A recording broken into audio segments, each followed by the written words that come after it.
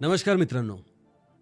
दादासाहेब फाळके यांनी जिथं भारतीय सिनेमाचं पहिलं बीज रोवलं, जिथे व्ही शांताराम, भालजी पेंढारकर, लक्ष्मीकांत, महेश, विक्रम गोखले सर ते थेट नटसम्राट, जोगवा, सैराट आणि खिचिकपर्यंत ज्या इंडस्ट्रीने आपल्याला बरंच काही शिकवलं, अशा आपल्या हक्काच्या आणि अभिमान असणाऱ्या मराठी सिनेसृष्टीच्या रुपेरी पडद्यामागील जगात तुमचं स्वागत आहे.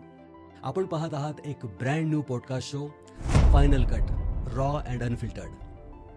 आणि मी आहे तुमचा होस्ट रविकुमार रामटेके, एक सिने लवर, ज्याला पडद्यावरची जादू तर आवडतेच, पण त्या जादूला क्रिएट करणाऱ्या हातांबद्दल, त्यांच्या संघर्षाबद्दल पण जाणून घ्यायला तेवढंच आवडतं. मित्रांनो, यश कुणाची जागीर नसते आणि ध्येय वेड्या माणसाला संघर्षाची भीती नसते. आज आपल्यासोबत एक अशी व्यक्ती उपस्थित आहे ज्यांनी एका सामान्य मध्यमवर्गीय कुटुंबातून येत आपल्या अफाट कल्पकतेच्या जोरावर मराठी चित्रपटसृष्टीची शिखरं गाठली आहेत. ज्यांच्या नावाशिवाय आज मराठी सिनेसृष्टी अपुरी आहे. ज्यांनी डॉक्टर, खिचिक, ढिशक्याव आणि अल्ल्याड पल्ल्याडसारखा सुपरहिट चित्रपट देऊन मराठी प्रेक्षकांच्या मनावर अधिराज्य गाजवलं आहे. आपल्या दिग्दर्शनाने मराठी सिनेमाचा पडदा जिवंत करणारे अष्टपैलू आणि डॅशिंग लेखक, दिग्दर्शक, अभिनेता आणि निर्माता प्रीतम एस के पाटील सर, स्वागत आहे तुमचं आमच्या पॉडकास्टमध्ये. नमस्कार. जय महाराष्ट्र. जय महाराष्ट्र. आपल्या पॉडकास्टमध्ये आणखी एक व्यक्ती उपस्थित आहे, पण त्याच्याबद्दल बोलण्याआधी मी एक गोष्ट सांगू इच्छितो. अडचणी कितीही असो, रक्तात जर जिद्द असेल तर नशीबही स्वतःचा रस्ता बदलतो. आपल्या पॉडकास्टमध्ये दुसरा पाहुणा एक असा व्यक्ती आहे जो गडचिरोली जिल्ह्याच्या अशा एका छोट्याशा गावातून येतो, जिथे साधं शिक्षण घेणं हे सुद्धा एक स्वप्न मानलं जातं. पण परिस्थितीच्या छाताडावर पाय देत आणि अंधारांच्या सीमा ओलांडत हा पठ्ठ्या आज थेट मराठी चंदेरी दुनियेत आज आपलं पहिलं पाऊल ठेवतोय. आपल्या जिद्दीला आपली ताकद बनवत घबाडकुंड सारख्या एका मल्टीस्टारर बिग बजेट चित्रपटातून पदार्पण करणारा गडचिरोली जिल्ह्याचा पहिला अभिनेता साहिल अन्नलदेवार. साहिल, खूप खूप स्वागत आहे तुझं. धन्यवाद. नमस्कार. जय शिवराय, जय महाराष्ट्र. जय शिवराय आणि जय महाराष्ट्र. सर, मला तुम्हाला आणि साहिलला सगळ्यात आधी तर म्हणजे असं मनापासून थँक्यू म्हणायचं आहे, कारण की तुमचा आतापर्यंतचा सगळ्यात मोठा चित्रपट, सगळ्यात मोठा प्रोजेक्ट घबाडकुंड, जो 19 तारखेला रिलीज होतो आहे, आणि त्याकरता तुम्ही दोघेही खूप बिझी आहात, आणि तरी पण तुम्ही लोक म्हणजे वेळात वेळ काढून इथे आलात, तर म्हणजे I am really thankful to you, both of you. ठीक आहे. आणि म्हणूनच एक माझ्याकडनं आणि आमच्या टीमकडनं एक छोटीशी भेट मी तुमच्याकरता आणलेली आहे. वाह! अरे म्हणजे विदर्भाचा माणूस आम्हाला बोलवणार, आम्ही येणार नाही असं होऊ शकत नाही. बट काहीतरी आणलंय मी, ते मी तुम्हाला देतो आधी. सो ओ एक छोटीशी भेट. ओ थँक्यू. बघा कसले भारी लोक असतात विदर्भातले. थँक्यू. थँक्यू. बरंच काही असं म्हणजे मजा आहे. मजा आहे. वा. सर, मग आपण सुरू करूयात. सर, तुमच्याबद्दल रिसर्च केली आहेत. यवतमाळच्या मध्यमवर्गीय परिवारात जन्म, सॉफ्टवेअर इंजिनियर आहात, MPSCसाठी प्रिपेअर करत होतात. अचानक सिनेमात एंट्री कशी काय? आणि कुठलंही बॅकग्राऊंड नसताना सर तुम्ही एंट्री केली आहे मराठी फिल्म इंडस्ट्रीमध्ये. आणि फक्त एंट्री नाही केली, तर सर तुम्ही तुमचं अस्तित्व निर्माण केलं आहे, आणि एक सक्सेसफुल डायरेक्टर म्हणून तुम्ही स्वतःला एस्टॅब्लिश केलं आहे. आणि हे पाहून मी एक विदर्भकर म्हणजे मला त्या गोष्टीचा अभिमान आहे. पण तरी पण मला सर तुमची ती कहाणी ऐकायची आहे. बघा, नशिबाच्या पुढं आणि जिद्द याच्या पुढं काही नसतं. आणि काही काही गोष्टी असतात जे माणसाला कनेक्ट असतात. म्हणजे मला पण खूपदा असं वाटायचं का मी इंडस्ट्रीत कसा, म्हणजे आपण लहानपणापासून आपण या गोष्टी कधी अनुभवल्याच नाही. मी यवतमाळचा आहे. यवतमाळमध्ये नाटक, थिएटर हा कल्चरच नाही आहे. ओके. खरंच कल्चर नाही. म्हणजे ह्या गोष्टीची मला खंत वाटतं की कदाचित मला या गोष्टी लहानपणापासून मिळाल्या असत्या, कदाचित मी एज्युकेशन त्याच्यामध्ये घेतलं असतं, मी आणखी पुढं काहीतरी करू शकलो असतो. आज मी 27 वर्षात जर एक फिल्म डायरेक्ट करू शकतोय, कदाचित मी आणखी 5 वर्ष अगोदर केला असता जर मला त्या गोष्टी मिळाल्या असत्या तर. तर मला असं वाटतं की माझे आजोबा ना, म्हणजे मी तुम्हाला एक गोष्ट सांगतो. माझे आजोबा ना, मी खूपदा विचार करतो हे माझ्यात कुठून आलं ना, म्हणजे हे काय आहे? कसं आहे? माझे आजोबा सांगतात की पहिले आजोबा माझे धोतरखेडा म्हणून एक गाव आहे परतवाडा त्याच्या बाजूला, अमरावतीत परतवाडा आहे. हो माहिती आहे. तिथून अमरावतीत 60 किलोमीटर सायकलने यायचे. अरे बापरे. हप्ताभर काम करायचे. शनिवारी पैसे मिळाल्यानंतर रविवारी सकाळी निघायचे. सकाळी निघाले 5 वाजता 12 वाजेपर्यंत थिएटरला पोचायचे. 12 ते 3, 3 ते 6 आणि 6 ते 9 एकच फिल्म बघायची. अरे आणि तिकडनं रात्री परत यायची आणि संध्याकाळी जायचे. आणि त्यांनी ते खूप क्रेझी होते. आणि इव्हन मी लहान असताना दुसरीपासून मी त्यांच्यासोबत फिल्म बघतो. फिल्म बघायला जातो थिएटरला. अच्छा. अरे बाप. ओके. तर हे कुठून तरी मला एक असतं नाही की आवडमधूनच गोष्टी येतात. आणि तुझ्या प्रश्नाचं उत्तर म्हणजे असं की बघा काही असू दे, आपण कुठल्याही भागात आपण वावरलो किंवा जन्म झाला असेल तरी प्रत्येकाची एक इच्छा असतं की आपण पडद्यावरती झळकावं. करेक्ट. बरोबर. करेक्ट. लहानपणी विचार केला होता की मी असं करेल तसं, पण ते ठीक आहे. पण ते एका तो विचारांमध्ये आपण जे काय म्हणतात की संडास करतानाचे विचार असतात ते विचाराची जी धारणा असते ती विचार असतात. आता तर जनरली आपण मोबाईलवर असतो, पण तेव्हा मी ॲक्च्युली खूप सिरियसली MPSC आणि या गोष्टी करत होतो. आणि तो करता करता माझा मित्र फॉरेनहून आला अच्छा. आणि तो दिसायला चांगलो होतो. मी म्हणजे सर, चांगलं आता या. सिक्स ॲप वगैरे बनव. मी 6 ॲप बनवला आहे. आम्ही माझं फोटोशूट केला. त्या छोटा कॅमेरा होता ना पहिले, असा निकॉनचा कॅमेरा हां करेक्ट. आणि शूट केलं त्यांनी. आणि ते खूप कमाल फोटो आले. आणि मी स्वतःला ओळखणार की मी एवढं छान दिसतो. आणि तेव्हा त्यांनी एका मठाचं एक ना पहिले न्यूजपेपर येत होता, त्यात त्याला पाठवले आणि त्यात छापून आले माझे फोटो. ओ. ही खूप मोठी गोष्ट होती माझ्यासाठी. त्याचा कॉन्फिडन्स अप झाला. तो बोलला की अरे काय, मग त्याने असेच फोटो पाठवले इकडे तिकडे. आणि मला एक कास्टिंग याच्यातून प्रोडक्शनचा कॉल आला की तुम्ही या. म्हणून मी गेलो तर बघतो तर मला रोल मिळाला. मी बोलायला आपण पहिल्यापासून विनम्र पद्धतीने त्यांना आवडलं. आणि मला पहिले रेपिस्टचा रोल मिळाला. 7 जणांच्या गँगमध्ये एका मुलीचा रेप करतात असा मला त्या रोल मिळाला. ठीक आहे बाई, आपल्याला म्हणजे काय ना, म्हणजे एक तर माझ्यासाठी नवीन होतं. मला ॲक्टर तर बनायचंच नव्हतं. मला सुट्ट्या होत्या MPSCच्या की मला चला फिरून येऊ, कसं असते बघून तर येऊ. आणि माझे मित्र पहिल्यापासून म्हणायचे की तू डान्स छान करतो. मी डान्स करायचो कॉलेजने, याच्यामध्ये डान्स छान करतो आणि या गोष्टी. तिथे मी या गोष्टी करत असताना मी गेलो आणि त्याला माझं आवडलं, डायरेक्टरला माझं. तो म्हणला नाही तू चांगला करतोय, तू हे नको करू, तू वकील बन. आणि त्या फिल्ममध्ये तो रोल माझा कॅन्सल झाला आणि मी वकील. हो, फिल्ममध्ये वकील बनला. मला वाटलं की वा वा वा वा, रेपिस्ट डायरेक्ट. आणि तिथून माझी जर्नी सुरुवात झाली. म्हणजे मला खूप भारी वाटायचं सेट, की काम करतोय, क्रिएटिव्हिटी काम करू. मला ना लहानपणापासून काहीतरी करायचं हे माहीत होतं, काहीतरी क्रिएटिव्हिटी आणि चॅलेंजिंग तर ते मला खूप चॅलेंजिंग वाटत होतं की एका गोष्टीसाठी 150-200 लोक काम करताय आणि वेगळीच रिस्पेक्ट आहे सर्वांची. हे माझ्यासाठी खूप वेगळं जग होतं. मी कधी बघितलंच नाही. मला काहीच माहीत नव्हतं कशाला काय म्हणतात, कसं आहे, काय म्हणतात, ॲक्टिंगमध्ये काय म्हणतात हेही मला एवढं माहीत होतं. डायलॉग येते तिथे जाऊन बोलायचं, संपलं. तर या दरम्यान काय व्हायचं की शूटच्या दरम्यान माझं पहिला फिल्म असताना ना 5-5, 6-6 दिवस वेट करावं लागतं. तर माझ्या पहिल्याला 5 दिवस वेट करावं लागलं होतं माझ्या डायलॉगसाठी. तर आम्ही पण रोज जायचो, सकाळी जायचं, रात्री परत यायचो. पण ते बघत राहायचो मी की अरे काय चाललं आहे, हे असं आहे, ते तसं आहे. आणि ना मी आपण मदतीला मग काही असेल मी लगेच मदत करायचो. म्हणजे कुठं न जाता मी सेटवर थांबायचो, बघायचो. तर डिरेक्टरनं मला बघितलं आणि डिरेक्टरनं बघितल्यानंतर त्यानं मला बोलवलं, तू करतो, छान करतोस, तू काय करतो? म्हटलं मी माझा असिस्टंट डायरेक्ट बनणार आहे. म्हटलं हो. अच्छा. आणि मी त्यांच्या फिल्मला जॉईन झालो ॲज असिस्टंट डायरेक्टर. आणि ना मला त्या गोष्टी चांगले वाटायला लागली.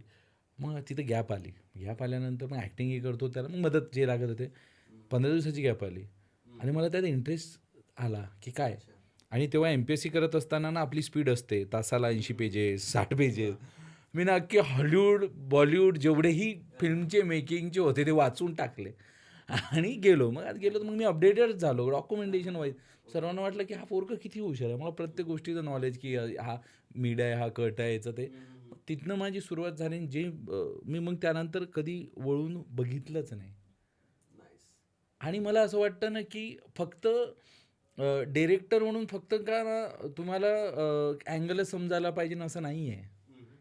तुम्हाला एक माणूस म्हणून चांगलं असलं पाहिजे. करेक्ट. तुम्हाला सर्व गोष्टीचा एक्सपिरियन्स असलं पाहिजे. करेक्ट. आणि त्या गोष्टीचा मला म्हणजे लहानपणापासून जे आपण जगत येतो, जो एक्सपिरियन्स घेत येतो, तेच डिरेक्शनमध्ये कामी येतात. असं माझं खूप खूप ठामपणे मत आहे. फॉर एक्झाम्पल मला मॅनेजमेंट का चांगली जमते, कारण मी हा पोरगा आहे ज्यानं मंडळामध्ये राहून 17 वर्ष मी मंडळ चालवली आहे. मी 2-2 हजार लोकांच्या फॅमिलीचं मंडळ चालवलं आहे. मग आता जर मी मंडळ चालवतो म्हणजे किती लोक असणार ना, म्हणजे महिला वर्ग, मेल वर्ग, लहान पोरं, जोक नाही आहे. 2 भावाचं पटत नाही आजकाल. तर त्यांना सांभाळणं, मग माझ्यात मॅनेजमेंटची स्किल कुठून आली? तिथून आली, मंडळातून आली. बरोबर. आता म्हणतो की मंडळात नाही, अरे मग तू जायला पाहिजे. मी तिथनं मॅनेजमेंट स्किल शिकलो. मग डेअरिंग कुठून वाढली? त्याच मंडळात कुठेतरी आपण बोलायचं, कोणी नसलं अँकर कॅमेरा घेऊन आपलं माईक घेऊन आपण सुरू. तिथून कॉलेजमध्ये शिकलो. कॉलेजमध्ये सर्वांशी वावरणं, राहणं, मॅनेजमेंट काय असतात ते कॉलेजमध्ये. मला वाटतं एज्युकेशन मस्ट आहे. तुम्ही लोकांना कसं टॅकल करता, काय काय गोष्टी असतात, ह्या शिकण्याच्या गोष्टी असतात. म्हणजे वडील पोलीस असल्यामुळे लहानपणापासून सर्वीकडे फिरत आलो. म्हणजे 1ली, 2री, 3री प्रत्येक वेळेस प्रत्येक वेगवेगळी स्कूल, वेगवेगळं गाव. मला तेव्हा वाईट वाटायचं, रडायचो मी. 5वी 6वीत काय कळतं की प्रत्येक गाव सोडताना रडायचो. 6 महिने झाले मित्र व्हायचे, सोडायचो. पण आता मला कळतं नाही, ते माझं प्लस पॉईंट आहे. माझे प्रत्येक गावात मित्र आहे, सर्वांशी माझे कनेक्शन आहे. म्हणून मला सर्वांचे नेचर कळतात आणि एक डिरेक्टरला सर्वांच्या थॉट काय आहे, कोणाचं काय नेचर आहे हे समजलं पाहिजे. मला तुझ्याकडनं काय काढून घ्यायचं मला समजलं पाहिजे. मला का पॉसिबल झालं, कारण मला खूप गोष्टीचं सर्कल मी अनुभवलं आहे. आणि टेक्निकल लागतं. मग टेक्निकल तर मी याच बॅकग्राऊंडमधून आहे, IT बॅकग्राऊंडमधून आहे. मग मी IT बॅकग्राऊंडमधून आहे तर मला टेक्निकल गोष्टी लवकर कळतात. हॅशटॅग कशाला म्हणतात, काय असलं पाहिजे, सोशल मीडिया काय असली पाहिजे, टेक्निकली आपण त्याच गोष्टी केल्या.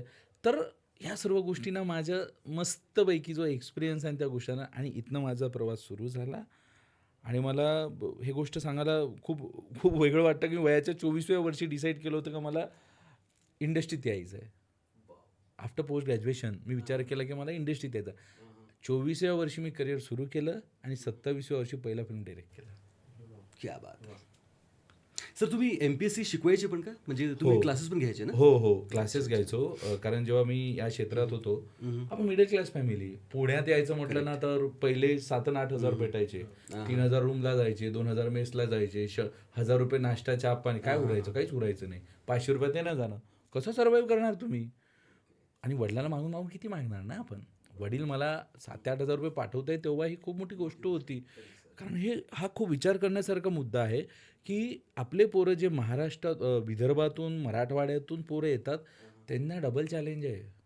ते तिकडनं पैसे जमा करतात, इकडे येतात, त्यांना पैसे टिकून ठेवावं लागतं. त्या बिचाऱ्यांना स्ट्रगल करत त्या गोष्टी वर्कआउट करावं लागतं. आणि हे खूपच मला वाटतं म्हणजे नॉर्मलपेक्षा त्यांना खूप डबल चॅलेंजिंग रोल आहे. True sir. बरोबर आहे. आणि ही एकदम गोष्ट बरोबर, समजली अगदी बरोबर पाहिजे ना सर. आपण. मी कसं सर्वाइव्ह केलं, मग मला पैसे नाही पुरायचे ना, रोज एवढं फिरायचं कुठून, मग काहीतरी करावं लागेल आपल्याला. आणि वडिलांना कुठपर्यंत पैसे मागायचे आपण.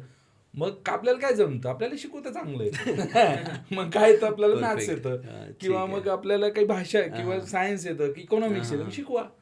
मग त्यांना रिक्वेस्ट केली का मला जास्त पैसे नको द्या, मला जास्त पैसे नको, मी 2च तास शिकवणार, मला फक्त एवढे पैसे द्या. मग मी तिथे शिकवायचो आणि ते मला पैसे द्यायचं आणि तिथनं माझा जो स्ट्रगल आहे तो तसा करायचो.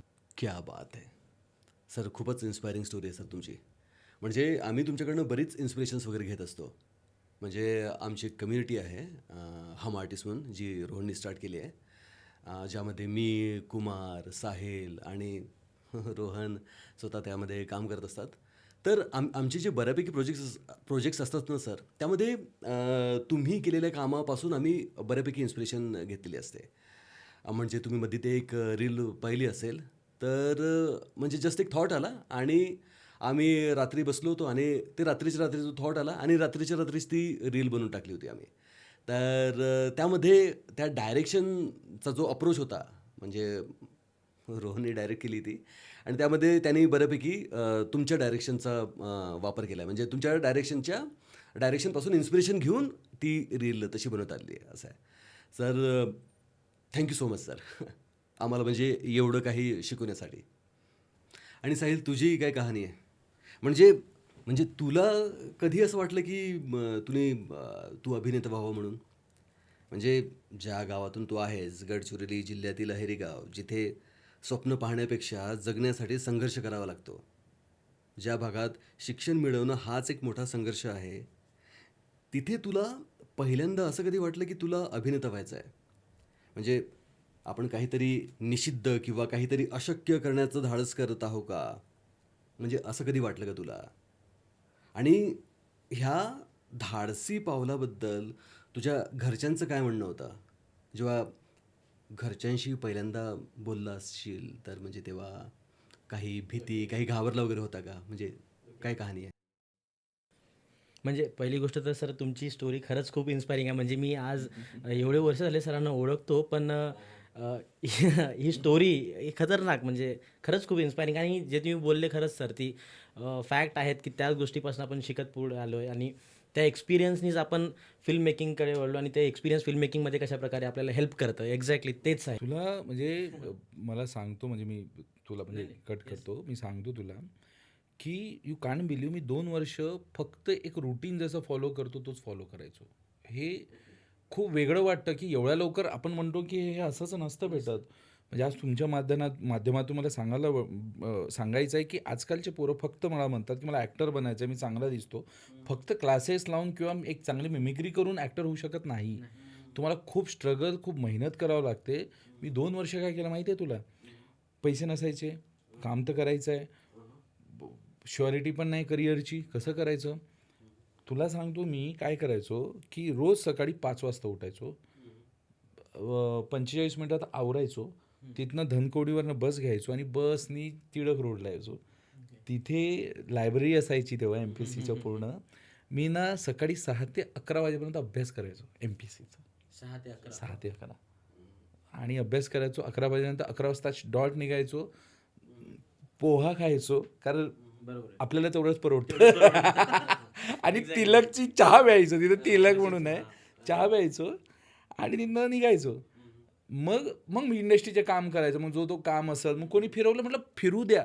मी त्यातून एज्युकेशन घेतलं आहे. जर कोणी मला कळायचं की जर एखादा माणूस मला फिरवतोय ना, मला भंडवतोय ना, मी भंडायचो. त्यात मला शिकायला तर भेटतंय. बरोबर आहे सर. त्याच्यामुळे मला एडिट रूममध्ये तर जायला भेटतंय. मी हे केलं आहे. मला कळायचं की हा माणूस ना मला आमच्याकडे शब्द आहे चांगला गंडवतोय. हा माणूस गंडवतोय हे मला कळायचं, पण तरी मी गंडायचो. मला त्याला कळायचं नाही का मला हे कळतंय गोष्टी. तर या गोष्टी होत असताना मी त्या शिकायचो कारण मला त्याच्याकडनं काहीतरी शिकायला भेटतंय. बरं NISA मी असं नाही करावं हे तर मला शिकायला मिळतंय. कळलं?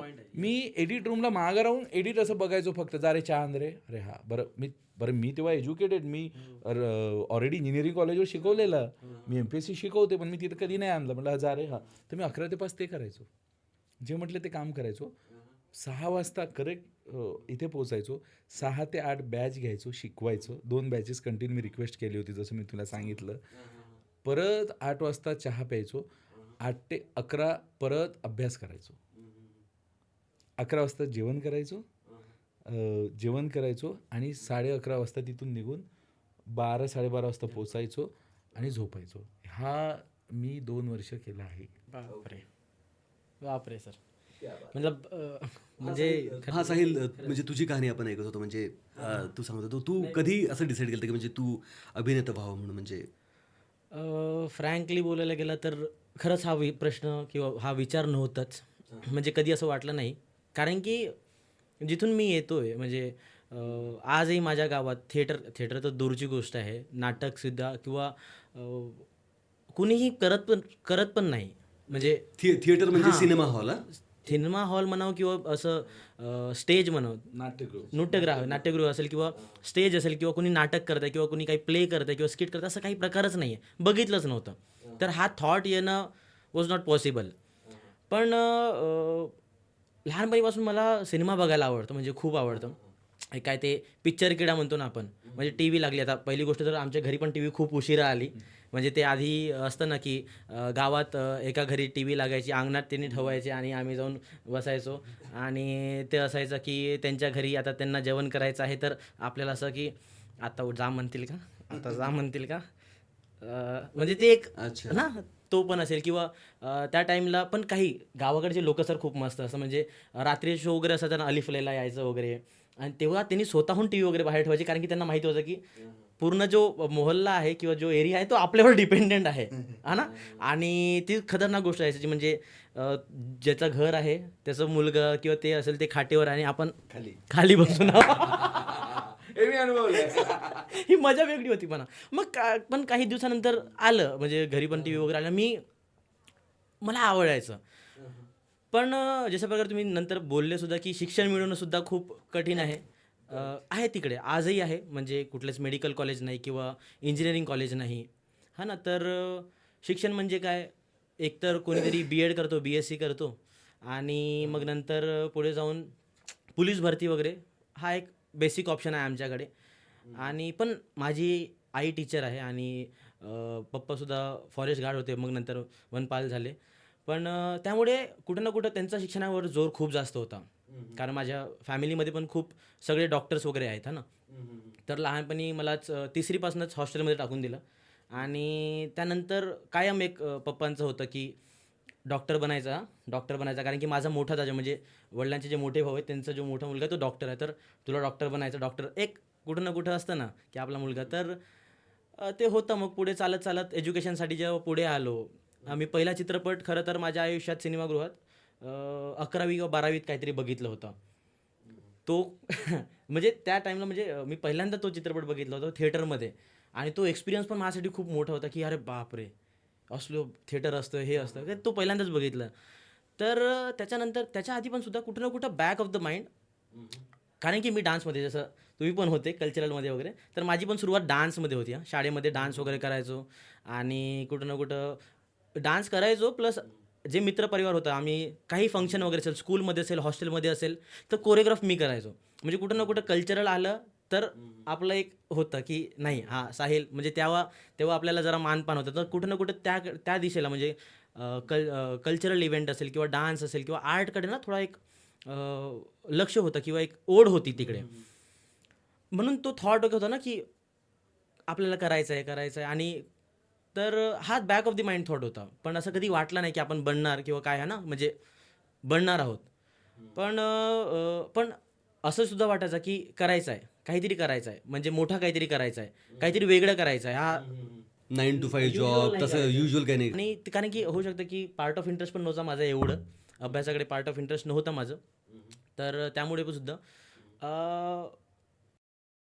मला ॲक्टिंगबद्दल जर विचारायला गेलं तर एवढंच माहिती होतं की ॲक्टर बनायचं असेल तर ते मुंबईत जाऊन बनतं. त्याच्या व्यतिरिक्त ॲक्टर कसं बनायचं याच्याबद्दल काही माहिती नव्हती. म्हणजे बेसिक सर मी तुम्हाला एवढं पण सांगतो की एक कहाणी होती ना, जे एक एक एक ती गोष्ट म्हणतात ना की ती फेमसच आहे सर्वांसाठी, की ॲक्टर बनायचं म्हणजे घर सोडून तुम्हाला जावं लागतं. आणि तो मी लहानपणी सर विचार केला होता, म्हणजे रँडम, म्हणजे छोटासा, मला काही नाही, तो आपल्याला बनायचं आहे तर मी घर सोडून धावून जाणार आणि मग तिथे कुठेतरी एक किराणा दुकानात काम करेल आणि मग नंतर ते पैसा जोड, हा नाही, हो पैसे जोडेन आणि मग ॲक्टर असं, हा. आणि मग ना हे थॉट होतं आणि मी याच्यासाठी पैसे गोळा करत होतो आपल्या ते मातीचं गुल्लकमध्ये, कुंडीमध्ये.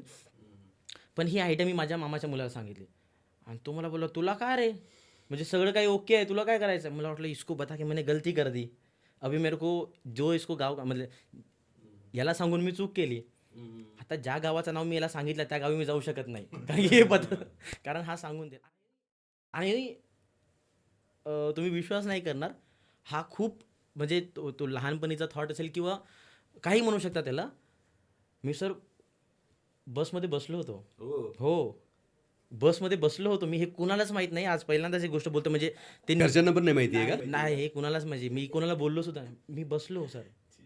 बसमध्ये चढलो, कंडक्टरची सीट पार केली.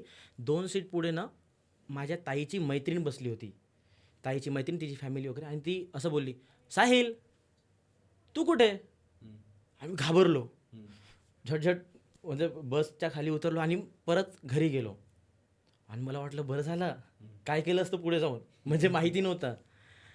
बट कुठे ना कुठे मग पुढे एज्युकेशनसाठी आणि हा थॉट नव्हताच.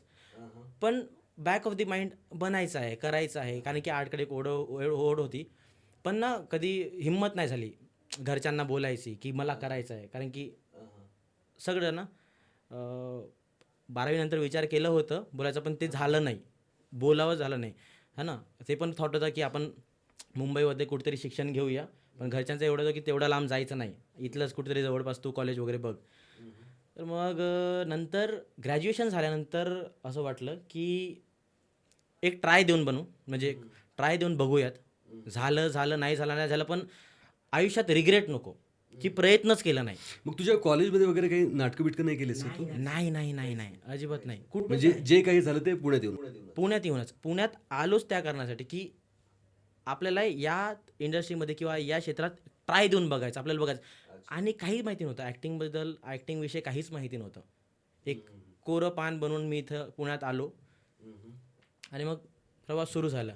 क्या मला ॲक्ट प्लॅनेट सापडलं आणि दुसरं घर झालं मग माझा तो. आणि आजही माझं दुसरं घर आहे आणि मग तिथून तो प्रवास सुरू झाला आणि मग आता मजा येत आहे. सही आहे, सही आहे, सही आहे. सर मगाशी मी तुमच्याशी बोलत होतो की म्हणजे तुम्ही यवतमाळवरून आले आणि पुणे, मुंबई आणि ही इंडस्ट्री म्हणजे एक क्लोज्ड सर्कल इंडस्ट्री आहे. ठीक आहे, तर तिथं तुम्हाला म्हणजे सुरुवातीला काही त्रास पण झाला आहे. ठीक आहे, ज्याबद्दल तुम्ही असं खूप जास्त खुलून बोलले नाही. पण तर सर म्हणजे ऑफकोर्स तुम्हाला थोडा त्रास थोडा झाला की जास्त झाला, म्हणजे त्याची कल्पना तुम्हाला जास्त चांगली नाही असेल.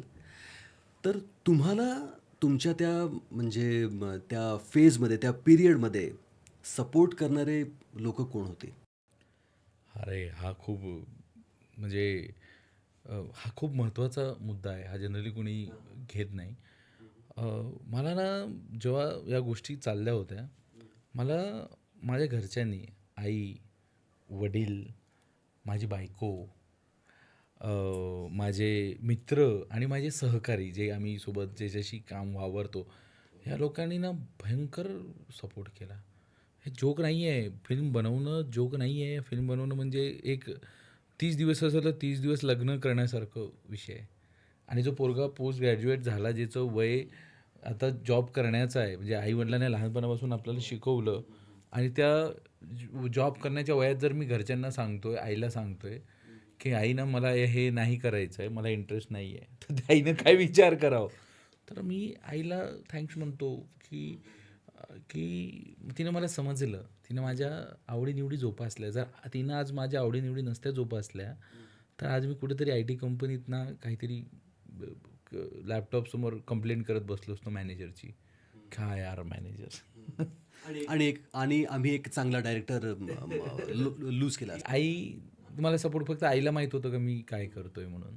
ओके. आणि त्याच दरम्यान माझी मित्रमंडळी, की मी रूममध्ये राहायचो, की त्यांनी मला कधी सांगितलं नाही की आपण रूममेट आहे तर तू हे काम कर, स्वयंपाक कर, तू हे कर. सर्वांचे डिवाईड केलं असतं ना कामं, तू हे करशील. मला कधी नाही केलं. त्यांनी सपोर्ट केला, तू बिंदास कर, तू रात्री बेरात्री येतो, तुला रूम पाहिजे तू लिखाण कर. सर्व 5-5, 6-6 जण बाहेर झोपायचे, आम्ही रूममध्ये हे करायचो, लाईट लावून तुम्ही स्क्रिप्ट लिहायचो.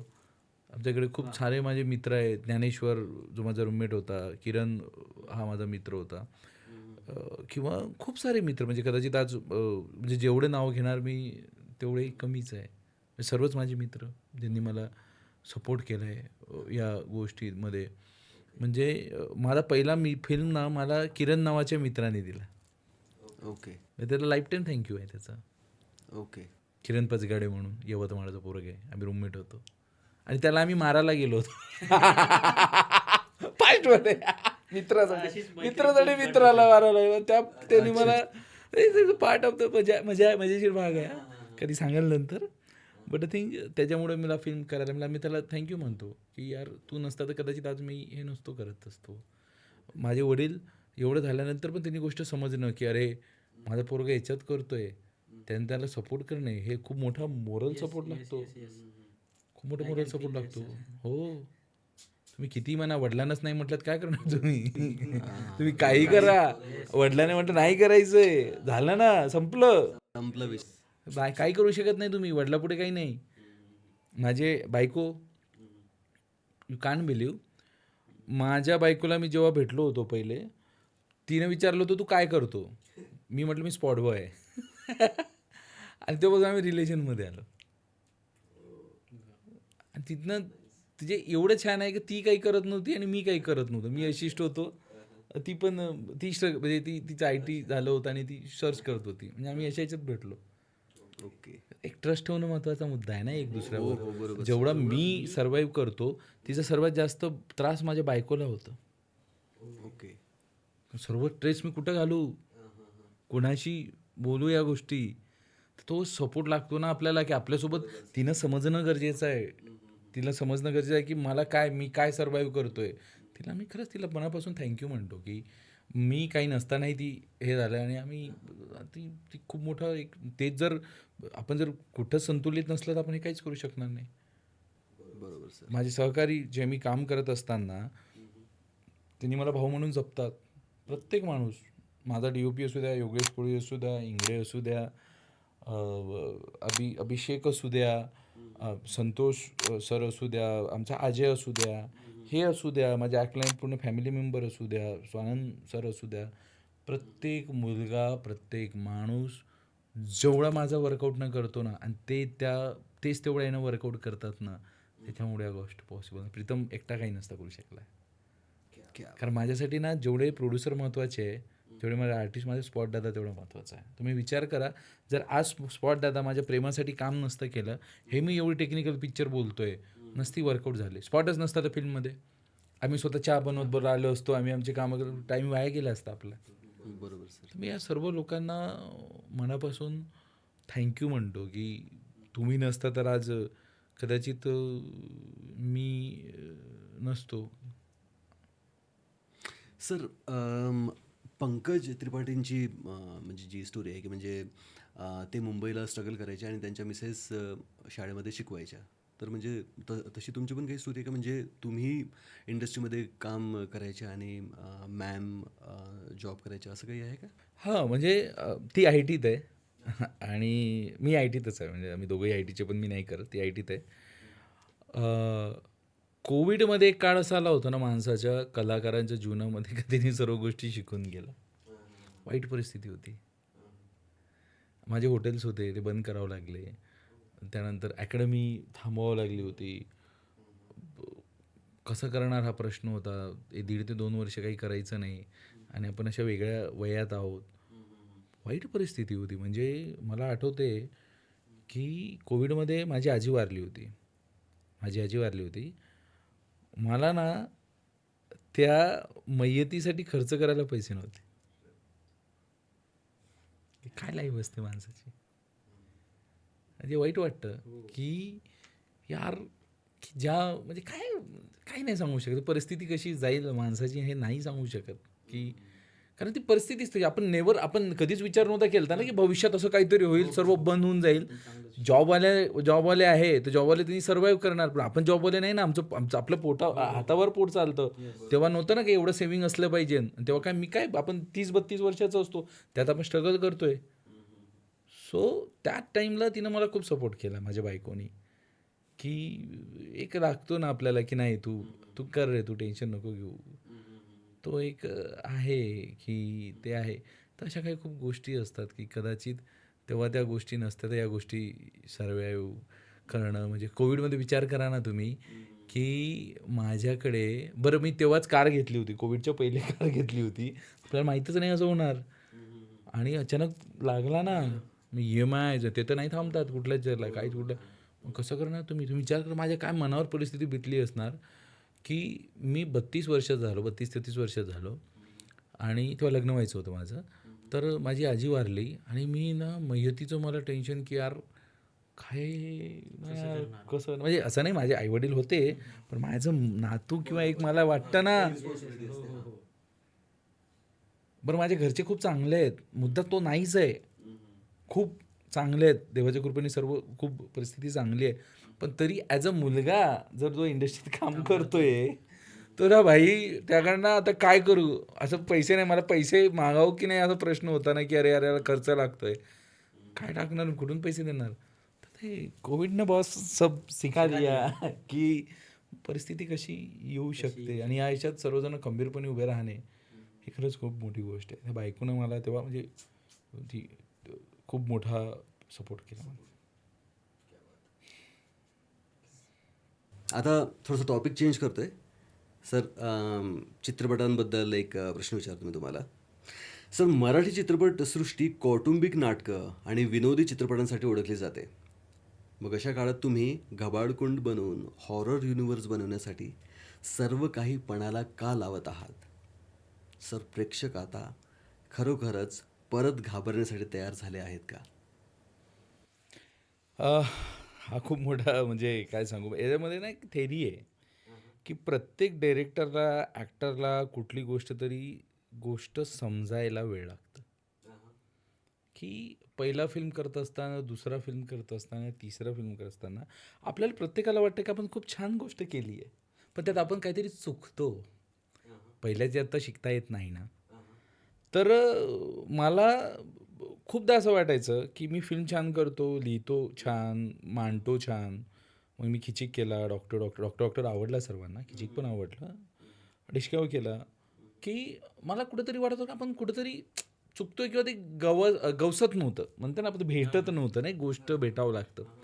मग अल्ल्याड पल्ल्याडला मी अल्ल्याड पल्ल्याड केल्यानंतर एक वेगळा विषय मांडला, हॉरर कॉमेडी, आणि ते सर्वांना आवडला. तर तेव्हा मला गोष्ट समजली की नाही, आपण ट्रेंडसोबत चालत होतो. नाही, मला हा फ्लोच्या अपोजिट जाऊन विचार करावा लागेल. मी हे नाही केलं पाहिजे का कॉमेडी फिल्म चालतं म्हणून मी कॉमेडी केला पाहिजे.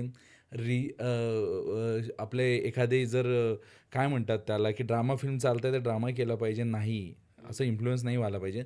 मी काहीतरी वेगळी गोष्ट मांडली पाहिजे. माझ्या कंटेंटवरती प्रेम केलं पाहिजे, माझ्या गोष्टीवरती प्रेम केलं पाहिजे. तिथनं मला ती गोष्ट समजली की नाही, मी चुकीचा विचार करत होतो की मराठी प्रेक्षक हे पाठ दाखवतात चित्रपटाला, मराठी चित्रपटाला नाही. ते खूप सपोर्ट करतात. त्यांना तसा विषय द्यावा लागतो. आता बघा ना किती फिल्म चालत आहेत. आता 2026 आपण बॅटिंग करतोय, मराठी बॅटिंग करताय. आपण लीग मारणार. राजा किती पिक्चर आले 2026 मध्ये सुपरहिट. राजा शिवाजी, देऊळ बंद, काय चालतंय पिक्चर. म्हणजे हे प्राऊडवाली गोष्ट आहे आपल्यासाठी. तर मला गोष्ट ती समजली की नाही, विषय वेगळे मांडावं लागतं. मग मी अल्ल्याड पडल्यानंतर मला खूप स्वतःवरच एक जास्त दडपण आलं की आपण हे केलं, हे सर्वांना आवडलं, आता पुढे काय? आता केलं तू हॉरर कॉमेडी केलं, विषय वेगळे मांडले, आता पुढे काय करणार तू? कसं आणखी भारी पिक्चर दाखवणार? मला प्रत्येक वेळा असं वाटतं की माझा प्रत्येक पिक्चर हा मागच्या पिक्चरपेक्षा खूप कमाल असला पाहिजे. तर खूप टेन्शनमध्ये आलं. मी ना जवळपास 6 ते 8 महिने फक्त विचार करण्यात घालवले की मी आता पुढे काय करणार? मग मला समजलं की नाही, मराठी युनिव्हर्स नाही आहे. आपण लहानपणापासून कॅप्टन अमेरिका बघत आलो, आयर्न मॅन बघत आलो, लहान लहान मुलं गोष्टी करतात, हिंदीमध्ये गोष्टी करायला लागले, स्त्रीमध्ये असं झालं, रोहित शेट्टीच्या फिल्ममध्ये, मग मराठीत का नाही करत? म्हटलं नाही, आपण चुकतोय काहीतरी, मराठी युनिव्हर्स नाही आहे, आपण ते बनवूयात. हे कठीण काम आहे, खूप आय नो, हे खूपच कठीण काम आहे. कारण आम्हाला एक फिल्म लिहावं नाही लागतं, आम्हाला 10 फिल्म लिहावं लागतं आहे आणि त्याचे कनेक्शन द्यावं लागतं आहे. कदाचित कोणाचं आय डोंट नो, कोणाला लक्षात आलं, पण मला लक्षात आलं की नाही, आपण हे मांडूयात, हे आवडेल. आणि मलाही आवडायला लागलं आहे आता, की माझा खंगरी कॅरेक्टर जसं जसं कॅप्टन अमेरिका माझा खंगरी आहे. त्याच्या पहिले काय झालं, या पिक्चरमध्ये काय झालं, पुढं काय होणार, माझा दुरे विलन आहे, त्याचं पहिले काय झालं, तो विलन काय झाला, पुढे काय झालं, याचं काय, हे बघायला सर्वांना आवडणार. तर मला वाटतं का मी हे एक चांगला प्रयत्न केला आहे. घाबरण्यापेक्षा मी प्रयत्न केला आहे खूप छान, जे आवडेल आणि आवडत आहे सर्वांना. लहान मुलांमध्ये घबाडकुंडच्या चर्चा आहे युनिव्हर्स म्हणून, तर ही चांगली गोष्ट आहे. तर मला कळलं की नाही, याच्यानंतर माझे फिल्म हे सर्व आउट ऑफ द बॉक्स असणार, खूप छान मांडणी, आणि जे सर्वांना आवडेल, जे कधी कोणी बघितलं नाही ते बघायला आवडणार. फॉर एक्झाम्पल मी ह्याच्याहून सांगतो तुम्हाला की लहानपणी ना आपल्याला आजी आजोबा गोष्ट सांगायची रात्री, आपलं खूप भारी वाटायचं की ना, म्हणजे 24 तासातला सर्वात भारी 1 तास असायचं की आजी गोष्टी सांगायची ना, आपण ऐकायचो. वडाचं झाड असतं, तिथं ना एक बाई असतं, आणि तिचा हात एवढा मोठा केला, एवढा मोठा हात जातो तिचा, आपल्याला भारी वाटायचं. अरे ते ऐकायला किती भारी वाटायचं. मग विचार केला तर ऐकायला भारी वाटत नाही, बघायला किती भारी वाटत. म्हटलं हम कुछ तो भी अलग करेंगे, काहीतरी वेगळं करणार. तिथनं मग आम्ही सुरुवात केली आणि वेगळी मांडण्याची पद्धत, सिनेमॅटिक आणि खूप चांगल्या पद्धतीने कसं मांडता येईल याचा आम्ही भर दिला. आणि असेच पिक्चर पुढे मी वेगळ्या वेगळ्या धाटणीचे आणि वेगवेगळे कमाल एक्सपिरियन्स देणारे. म्हणजे माझी इच्छा आहे की माझा प्रत्येक पिक्चर हा वेगळा एक्सपिरियन्स देईल, तो नवरस दाखवेल, अशी माझी इच्छा आणि मी त्याचा प्रयत्न करतो. सर मग ह्या म्हणजे तुमच्या ह्या हॉरर युनिव्हर्सच्या सिरीजमध्ये असे म्हणजे टोटल किती सिनेमे अपेक्षित आहे असं सांगू शकाल काय? येस, भरपूर आहे. आता तर आपण सध्या सुरुवात केली आहे. आम्ही सध्या तर 4 ते 5 सध्या लिहून ठेवले आहे. पण आमच्या सरांचं डॉक्टर रसिक कदम सर, ज्यांनी हा युनिव्हर्स घडवून आणले माझ्या मागे जे आहेत उभे खंबीरपणे, त्यांनी सांगितलं की आपण 3 वर्षात 6 करतोय. सध्या तर ते बोलले आहे मला की आपण 6 आणि ते करणार. कारण त्यांनी जी एवढी मांडणी आणि मराठी फिल्ममध्ये पहिल्यांदा कोणी निर्माता मला 18,000चा स्क्वेअर फूट सेट देतोय, सर्वात जास्त VFX वापरण्याची संधी देतोय आणि मला वाटते सर्वात जास्त ॲक्शन आपण या फिल्ममध्ये केली आहे. हे किती मोठी गोष्टी आहे, किती मोठी गोष्ट आहे. सो फॉर दॅट याची भरपूर पाठ बनणार आणि हे नाही, मी तर खूप एक्सपेरिमेंट करणार. हा तर जस्ट बेसिक आहे, तो स्टार्ट आहे. हा तो बस छोटासा आपण ब्रेकफास्ट करतोय, अभी तो भोर बाकी आहे. सर मगाशी तुम्ही घबाडकुंडबद्दल बोलत होते आणि तुम्ही अल्लाड पल्लाडबद्दल पण बोलत होते की म्हणजे तुम्हाला असे नॉर्मल सिनेमे करायचेच नाही आहेत. म्हणजे तुम्हाला काहीतरी out of the line, out of the world आणि म्हणजे नॉर्मल सिनेमे हे तुम्हाला करायचेच नाही. सर ह्या गोष्टीला मी खूप ॲप्रिशिएट करतो. तर मला तेच म्हणायचं होतं कारण की अशा सेम सिनेमे ते एक मोनोटोनी झालेली आहे आपल्या मराठी याच्यामध्ये. तर ती मोनोटोनी ब्रेक करणं ते गरजेचं होतं, जे तुम्ही करत आहात. आणि ऑफकोर्स म्हणजे रसिक कदम सरांना पण म्हणजे थँक्यू आणि सॅल्यूट केलं पाहिजे की म्हणजे ते एवढं मोठं रिस्क करतायत, है ना. म्हणजे मला एक्झॅक्टली माहिती नाही किती पैसे लागलेत ते, तो बहुतेक सिक्रेट असावा, तुमचा ट्रेड सिक्रेट असावा. पण अंदाजा लावू शकतो मी. सेट पाहिला आहे, असं खूप असा ग्रँड सेट आहे, एवढी मोठी स्टार कास्ट आहे, है ना. देवदत्त नागे, कुशल बद्रिके, ठीक आहे, वैष्णवी कल्याणकर, ठीक आहे, आणखी कुणाला मिस संदीप पाठक, शशांक शेंडे सर, साहिल अडनदेवार, प्रसाद सुर्वे, योगेश तानपुरे, त्यानं स्मिता अंजुटे, प्राजक्त हनमगर. करेक्ट. आणि सर तुम्ही स्वतः नाही, मी नाही, आणि म्हणजे मला त्याच्याबद्दल पण विचारायचं होतं. पण coming back to this topic की म्हणजे एवढा असा ग्रँड सेट, एवढी मोठी स्टार कास्ट आणि म्हणजे आणि मग त्यानंतर तुम्ही ॲक्शन डायरेक्टर पुष्पा 2चा मागवला आहे, ठीक आहे. तर म्हणजे हे सगळं सगळं जे तुम्ही केलं आहे तर म्हणजे ऑफकोर्स म्हणजे मी अंदाजा लावू शकतो की नॉर्मल बजेट तर नाहीच आहे. हां? तर तरी पण म्हणजे तुम्ही असं खूप असं इको फ्रेंडली म्हणजे कॉस्ट फ्रेंडली याच्यामध्ये केलं आहे की तुम्हाला लागला आहे, जास्तच पैसा लागला आहे? बघा, चित्रपट बनवण्यासाठी जर एक कौटुंबिक चित्रपट आहे, तर त्याला एवढं बजेट नाही लागणार, तो तेवढाच होणार. पण जर तुम्हाला गोष्ट खूप वेगळी मांडायची आहे, तुम्हाला 150 फूट जमिनीच्या अंदर जायचं आहे, नॉर्मल याच्यात तर बनणार नाही. आणि प्रेक्षकांची चॉईस बदलली आहे, बरोबर आहे. मी आत्ताही त्याच ज्या गोष्टी मांडल्यात, तर त्या गोष्टी कुणाला कदाचित आवडणार नाही किंवा मग आता काय म्हणू शकतो की म्हणजे आता समजा तर तिकीटचा दर 200-250 रुपये आहे. तिथे 3 ऑप्शन असतात. एक तर हॉलिवूडचं बघायला जा, बॉलिवूडचं बघायला जा किंवा आपला कुठलाही रिजनल फिल्म बघायला जा. तुम्ही कुठला फिल्म बघायला जाणार? जो ऑल ओव्हर जे गोष्टी चांगल्या देणार. तर मला वाटतं की आपण आता मराठी पण सज्ज आहे. म्हणजे माझा गबाडकुंडच नाही, खूप सारे सुंदर सुंदर चित्रपट येत आहे. राजा शिवाजी आला आहे, देऊळ बंद झालं, खूप सारे येत आहे की आता ते सज्ज आहे, ते बनत आहे आणि आता ही गरज आहे. याला आपण बजेट सोबत कम्पेअर करण्यापेक्षा आता हे प्रेक्षकांनाच बघायचं आहे. त्यांना या गोष्टी बघायच्या आहे, वेगळ्या गोष्टी बघायच्या, सिनेमॅटिक बघायला. बघा ना, आपल्या माझ्या ट्रेलरला काय रीच आला आहे. तो ट्रेलर आवडला आहे सर्वांना. जो तो म्हणते का कमाल ट्रेलर आहे, टीजर असा नाही बघितलंय, तरी पोचपावती आहे. आणि बजेट म्हणण्यापेक्षा फिल्म बनवायला आयडियाज आणि प्री वर्क लागतं. खूप स्मार्टली काम केलं पाहिजे ना आपण. हे आमच्या डॉक्टर रसिक कदम यांनी केले. ही नो की भाई कुठं काहीतरी पैसा लावला पाहिजे आणि कुठं पैसा आपण एक्झिक्यूट केल्यानंतर काय होईल हे त्यांना खूप अंदाज आहे त्या गोष्टीचा. स्मार्टली पर्याय काढले, स्वतः राहून उभं राहून करून घेतलं. आम्ही स्वतः राहून गोष्टी केल्या, कोणावर डिपेंडंट नाही राहिलो. चला लोखंड घ्यायचं आहे, जा बघा कसं करा, उभं राहा, पैसा वाचला. काहीच नाही ना, कारण सरळ जात आहे गोष्टी. तर त्या गोष्टीमुळे आम्हाला खूप एक सुंदर गोष्टी सुंदर बजेटमध्ये सुंदर चित्रपट बनवता आला. Very nice sir.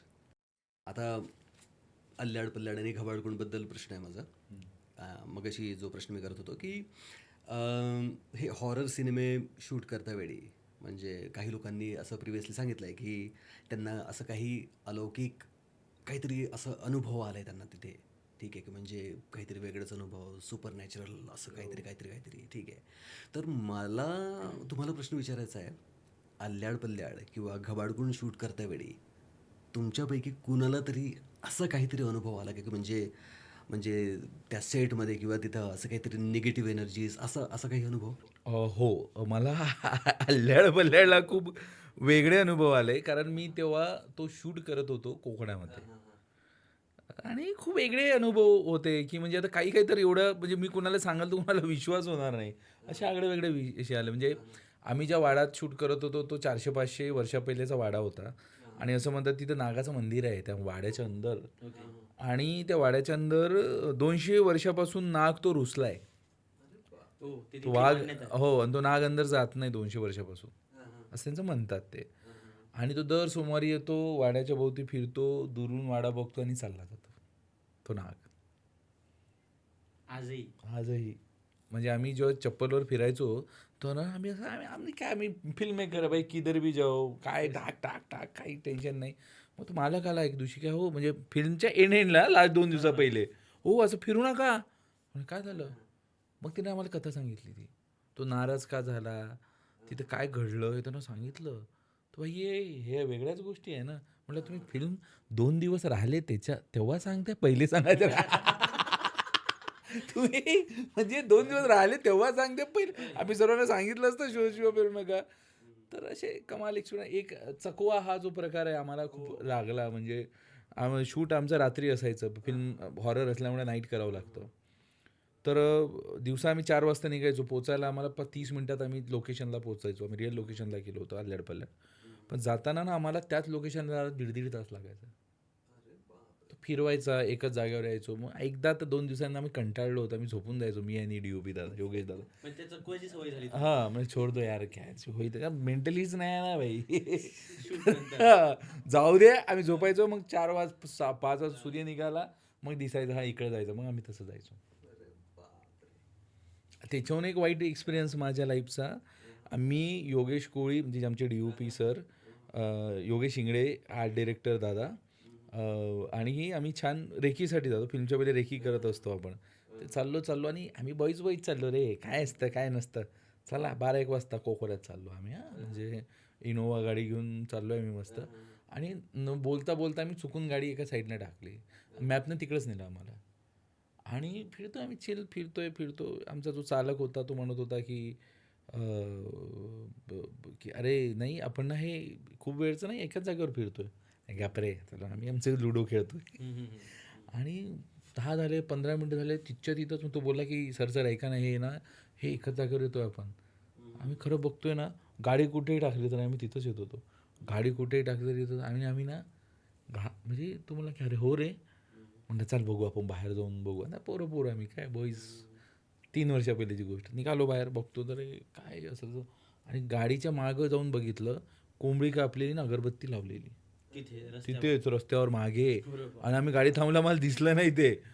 आणि मग काय ते बघितल्यानंतर डायरेक्ट गाडीच्या अंदर हनुमान चालीसा चालू आणि आम्ही आऊट. वेगळे अनुभव आहेत जे अनएक्सपेक्टेड आहे. हे खूप वेगळे अनुभव आहे. म्हणजे नाही सांगू शकत हे काय अनुभव असतात ते वेगळे अनुभव आहे. अशा टॉपिकवरती पण काही कॉन्सेप्ट आहे का फ्युचरमध्ये? हो म्हणजे काय आपल्याकडे आपण हां म्हणजे फिक्शनचे देवता आहे आमच्याकडे. फक्त विचार करा एक्झिक्यूट करूया. म्हणजे ही गोष्ट खरी आहे की एखादी असं काही चित्रपट बनत असेल तर तिथे असे किस्से घडतात. हो. म्हणजे हे आलेला एक्सपिरियन्स आहे. अरे पण याच्यात आमचे लेखक संजय नवगिरे आणि अक्षय धर्मपाल यांचे खूप मोठे हे खूप छान विचार करतात ते. आणि आमची जे आमची गट्टी आहे मी आणि संजय सरांची किंवा अक्षयची कमाल आहे. म्हणजे अभि तो बहुत बाकी खूप मोठं देणार महाराष्ट्राला. क्या बात. पाहिजे ते गरजेचं आहे.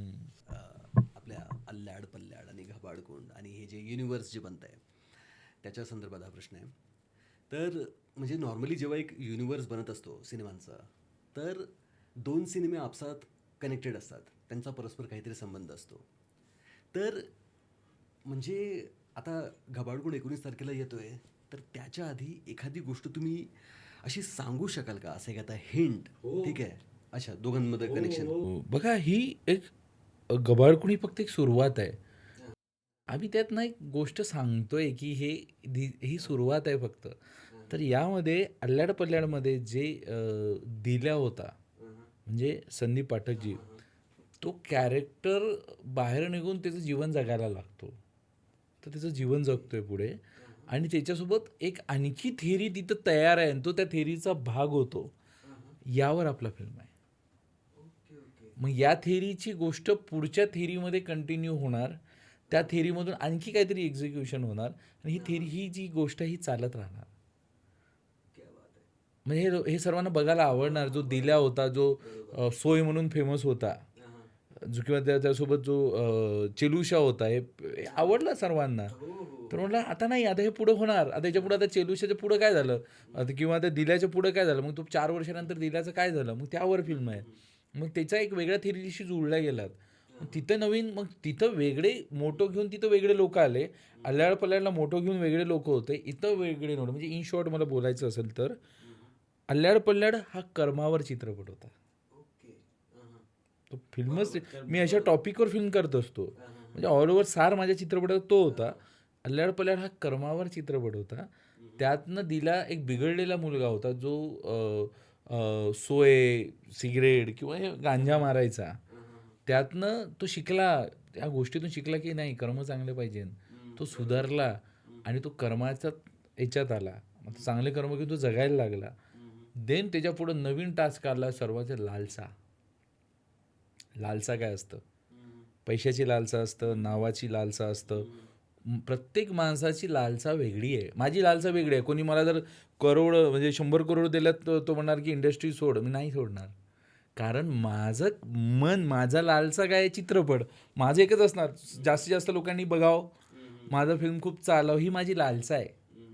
एक डिरेक्टर म्हणून किंवा एक वाटतं ना, सर्वांना वाटतं ना, त्यासाठी काही करू. तर हा फिल्म हा लालसेवरती, एक माणसाला काय लालसा असू शकतं. लालसा करू नये, अति करू नये. लालसा असलीच पाहिजे किंवा स्वार्थ असलं पाहिजे, पण अति करू नये किंवा त्यामुळे कोणाचं नुकसान होऊ नये. यावर हा फिल्म आहे. नेक्स्ट पण खूप छान टॉपिक आहे माझा, ते नक्की सांगणार तुम्हाला लवकर. अच्छा, घबाडकोंडच्या नंतरचा. अरे नाईस, व्हेरी नाईस.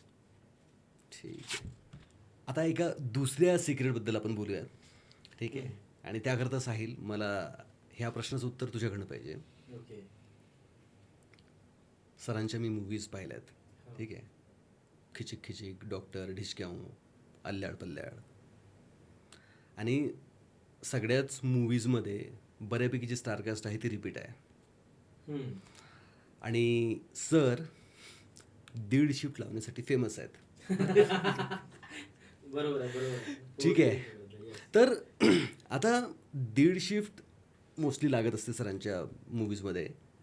तरीसुद्धा हे मोठे आणि एस्टॅब्लिश्ड जे कलाकार आहेत, ठीक आहे, ते तरी सरांसोबत म्हणजे असे रिपीटेडली त्यांच्या मूवीजमध्ये, त्यांच्या नवीन प्रोजेक्ट्समध्ये तरीही काम करत असतात. तर त्याच्या मागे म्हणजे काय सिक्रेट आहे, म्हणजे सरांची काय कार्यशैली? ओके, मला असं वाटतं एक 1.5 शिफ्ट, आता 1.5 शिफ्ट हा प्रकार तर आहेच, ते शिफ्ट लागते आहे. पण आपण काम करत असताना आपण जे ज्यांना आपल्याला काम करायला आवडतं, म्हणजे आपण प्रेमापोटीच आहोत या इंडस्ट्रीमध्ये, म्हणून आपल्याला काम आवडतं म्हणून आपण या क्षेत्रात आलो आहे. तर आपल्याला करता करता माहीत पडत नाही की आपण किती करतोय, काय करतो, आणि सगळ्यात लागेल म्हणजे आपण करून घेतो ते माहीत. 1 शिफ्ट असो, 1.5 शिफ्ट असो, थकत नाही आपण. इवन सर तर काय सांगायचं, तुम्ही विश्वास करणार नाही, सुरू असतं इंजिन, कंटिन्यू चलते रहो. पण जर बोलायला गेलं तर आता कलाकार म्हणून ऑफकोर्स कुठं ना कुठं आपण थकतो काम करता. पण सेटवरचं जे वातावरण असतो, म्हणजे खरंच ही गोष्ट सरांकडनं शिकण्यासारखी आहे. आणि ह्या गोष्टीपासून मी खूप जास्त मोटिवेटेड झालो, किंवा मला ना एक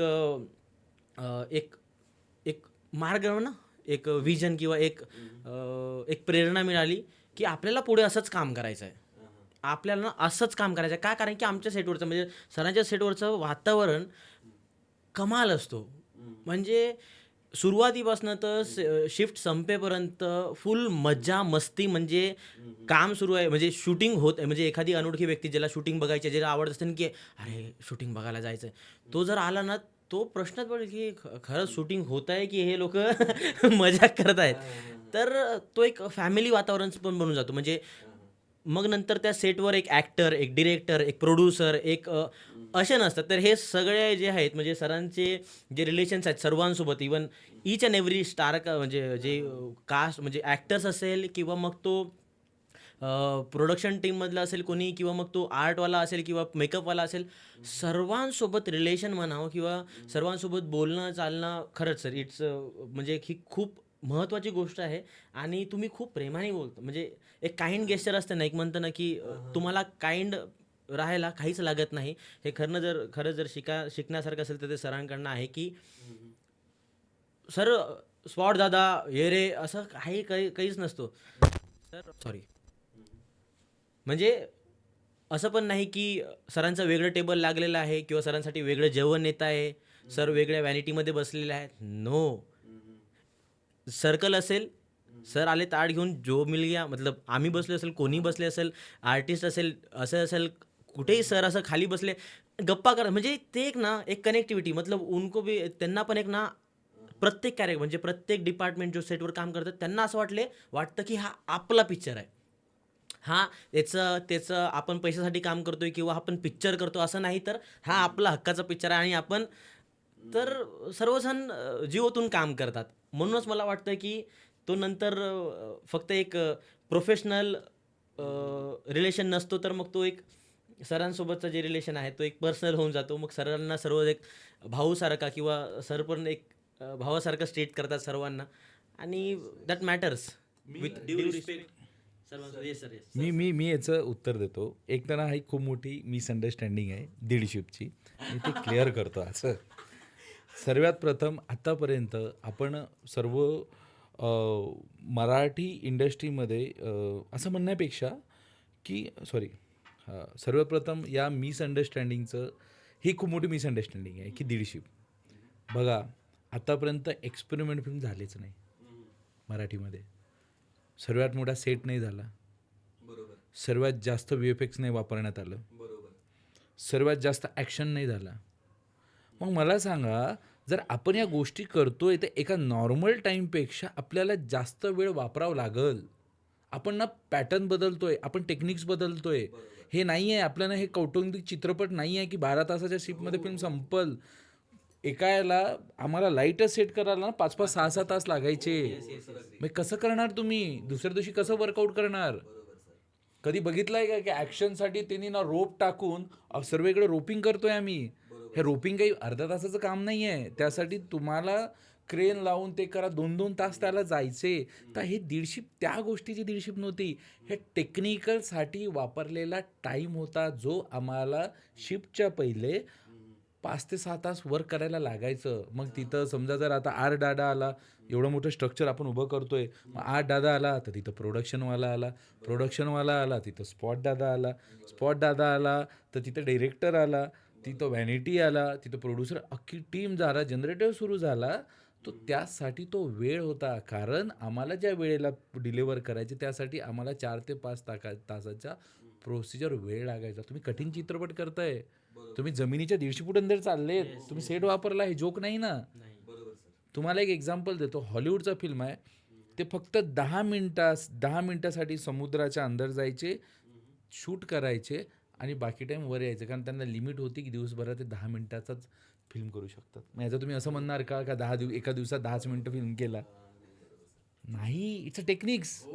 तुम्हाला या गोष्टी समजावं लागल. जर एक तुम्ही कठीण चित्रपट करत आहात, त्याचा अर्थ असा नाही का तुम्ही 150 लावता. नाही, आपण हा फिल्म खूप स्मार्टली कव्हर केला आहे. हे मी पहिल्यांदा बोलतोय, मी कधी बोललो नाही कधी की एक्झॅक्टली 150 म्हणजे काय. नाही, बरं मला सांगा की आपण 5 तास लाईट लावला एका गोष्टीला तयार करण्यासाठी. आपण ना एका विहिरीच्या अंदर लाईटिंग करतोय, जोक थोडी आहे. त्या DOP दादाला किती करावं लागत असेल. पण 5 तासाची लाईट लावलं, त्यानंतर दुसऱ्या दिवशी लाईट शिफ्ट करायची आहे. मग आम्हाला त्या दिवशी तिथली लाईट तिथं संपवायची आहे. मग आता काही गोष्टी तांत्रिकदृष्ट्यामुळे जिम्मी येत आहे, स्टडी कॅम येत आहे, सर्व गोष्टी येत आहे, नवीन नवीन टेक्निक्स येत आहे. मग त्याच्यासाठी जर एका तासासाठी आम्हाला परत एक दिवस वाढतोय तर आमच्या निर्मात्याचं नुकसान होतंय ना. मग कशाला 1 तास वाढवू, संपवून टाकूयात. आणि त्यात मूड पण राहील सर्वांचा आणि त्या सीनवरचे माझी त्या सीन जी आहे ती त्या सीन संपून जाईल. तर याच्या पहिलेचा अल्लड पल्लड मी 18 दिवसात केलता. जो फिल्म सुपरहिट होता. किती दिवसात केलता? 18. पण हे टेक्निकली काहीतरी वेगळी असेल ना. आणि या गोष्टीची मला वाटते सर्वांनी सवय लावावी ही चांगली गोष्ट आहे. कारण याच्या मागं खूप साऱ्या गोष्टी असतात. म्हणून 150 आमची लागतं नाही म्हणजे काही ठिकाणी पूर्ण वेळेस नाही तो तर आम्ही मजाकीचा पार्ट होता, आम्ही मजा करायचो की असा तो इशू. पण धिस इज द रिझन की 150 याच्या पुढे आता सर्वांना या गोष्टीचा आनंद होईल. उलट याचं एक्झाम्पल होईल की 6-6 तास यांनी अर्धी शिफ्ट फक्त लाईट लावासाठी घ्यायचे. इट्स अ गुड एक्झाम्पल सर्वांसाठी.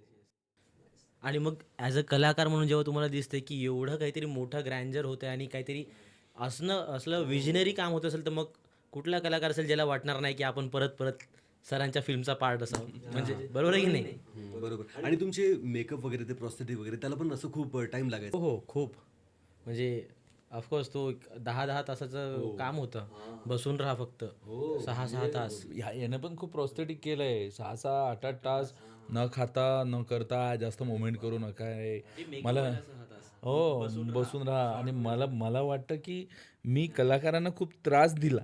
माझं पुढे चालू नाही म्हणणार की डायरेक्टर खूप त्रास देतो. हा त्रास सगळ्यांना हवाय. ही मजा आहे. ही मजा हे झालं पाहिजे. तुम्हाला सांगतो ना की आपण फिल्म मेकिंगमध्ये बघत आलो होतो आतापर्यंत की अमिताभ बच्चनजीने 6 तास मेकअपला लागायचे.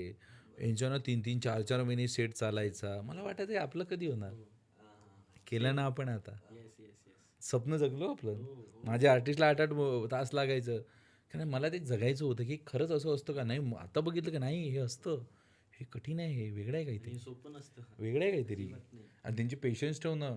हे होते तो वैष्णवी कल्याणकर यांचं प्रोस्थेटिक होतं. अरे त्यांचं नॉर्मल त्यांना 9 महिन्याच्या पोटीशी होत्या त्या म्हणजे फिल्ममध्ये कॅरेक्टर त्यांना तो आम्हाला शिवायला 3 तास लागायचे त्या गोष्टी एक्झिक्यूट करत. हे जोक नाही आहे. खूप मेहनत आहे. सर घबाडकुंड टोटल शूट व्हायला किती दिवस लागले? 30 दिवसात फिल्म झाला. 30 दिवसात फिल्म झाला. आणि त्यामध्ये म्हणजे ते सेट उभारणं वगैरे ते सगळं? नाही ते तर वेगळं होतं. म्हणजे एवढा सेट कसा हे होणार. अंडरस्टँड. तर आणि ती सेट वगैरे उभारण्यासाठी म्हणजे सर किती दिवस लागले? 1.5 ते 2 महिने आम्हाला सेट उभारण्यासाठी लागले. ते सेट उभारणे ते काय अख्खं ते लोखंड त्यानंतर अख्खं वुडन वर्क आणि त्याच्यात वेगवेगळं नवीन जळावू नाही त्यासाठी पण ते नवीन फोम असतात. ते इंटरेस्टिंग. म्हणजे आम्ही 1.5 ते 2 महिने आमचे योगेश कोळी DOP सर, मी खरंच त्यांचा नवल मानतो. त्यांनी आम्हाला फक्त प्रीसाठी 1 महिना आम्ही फक्त सेटवरून असं बघत राहायचो की आज हे झालंय, आज ते झालंय. योगेश इंगळे त्यांनी ऑल माय प्रोडक्शन टीम स्पॉट दादा आम्ही ना महिना आमचे प्रोड्युसरसुद्धा की येऊन थांबायचे ते बघायचे हे काय आहे. Very nice interesting process. म्हणजे यावेळेस आम्ही 18,000चं हे केलं. गॉड इज ग्रेट पिक्चर चालला आणि सर्वांना आवडला. हा कन्सेप्ट आमचा आवडला. नेक्स्ट टाइम आपण 36,000 स्क्वेअर फूट करणार. नक्कीच. आणखी काहीतरी नवीन, आणखी बियॉन्ड एक्सपेक्टेशन्स. सर माझा पुढचा प्रश्न जो आहे तो तुमच्या ॲक्ट प्लॅनेट अकॅडमीबद्दल आहे. तर मला असं विचारायचं आहे की तुम्ही तुमच्याच विद्यार्थ्यांना तुमच्या चित्रपटात भूमिका देण्यासाठी प्रसिद्ध आहात. लोक म्हणतात की हा इंडस्ट्रीत जाण्याचा एक शॉर्टकट आहे.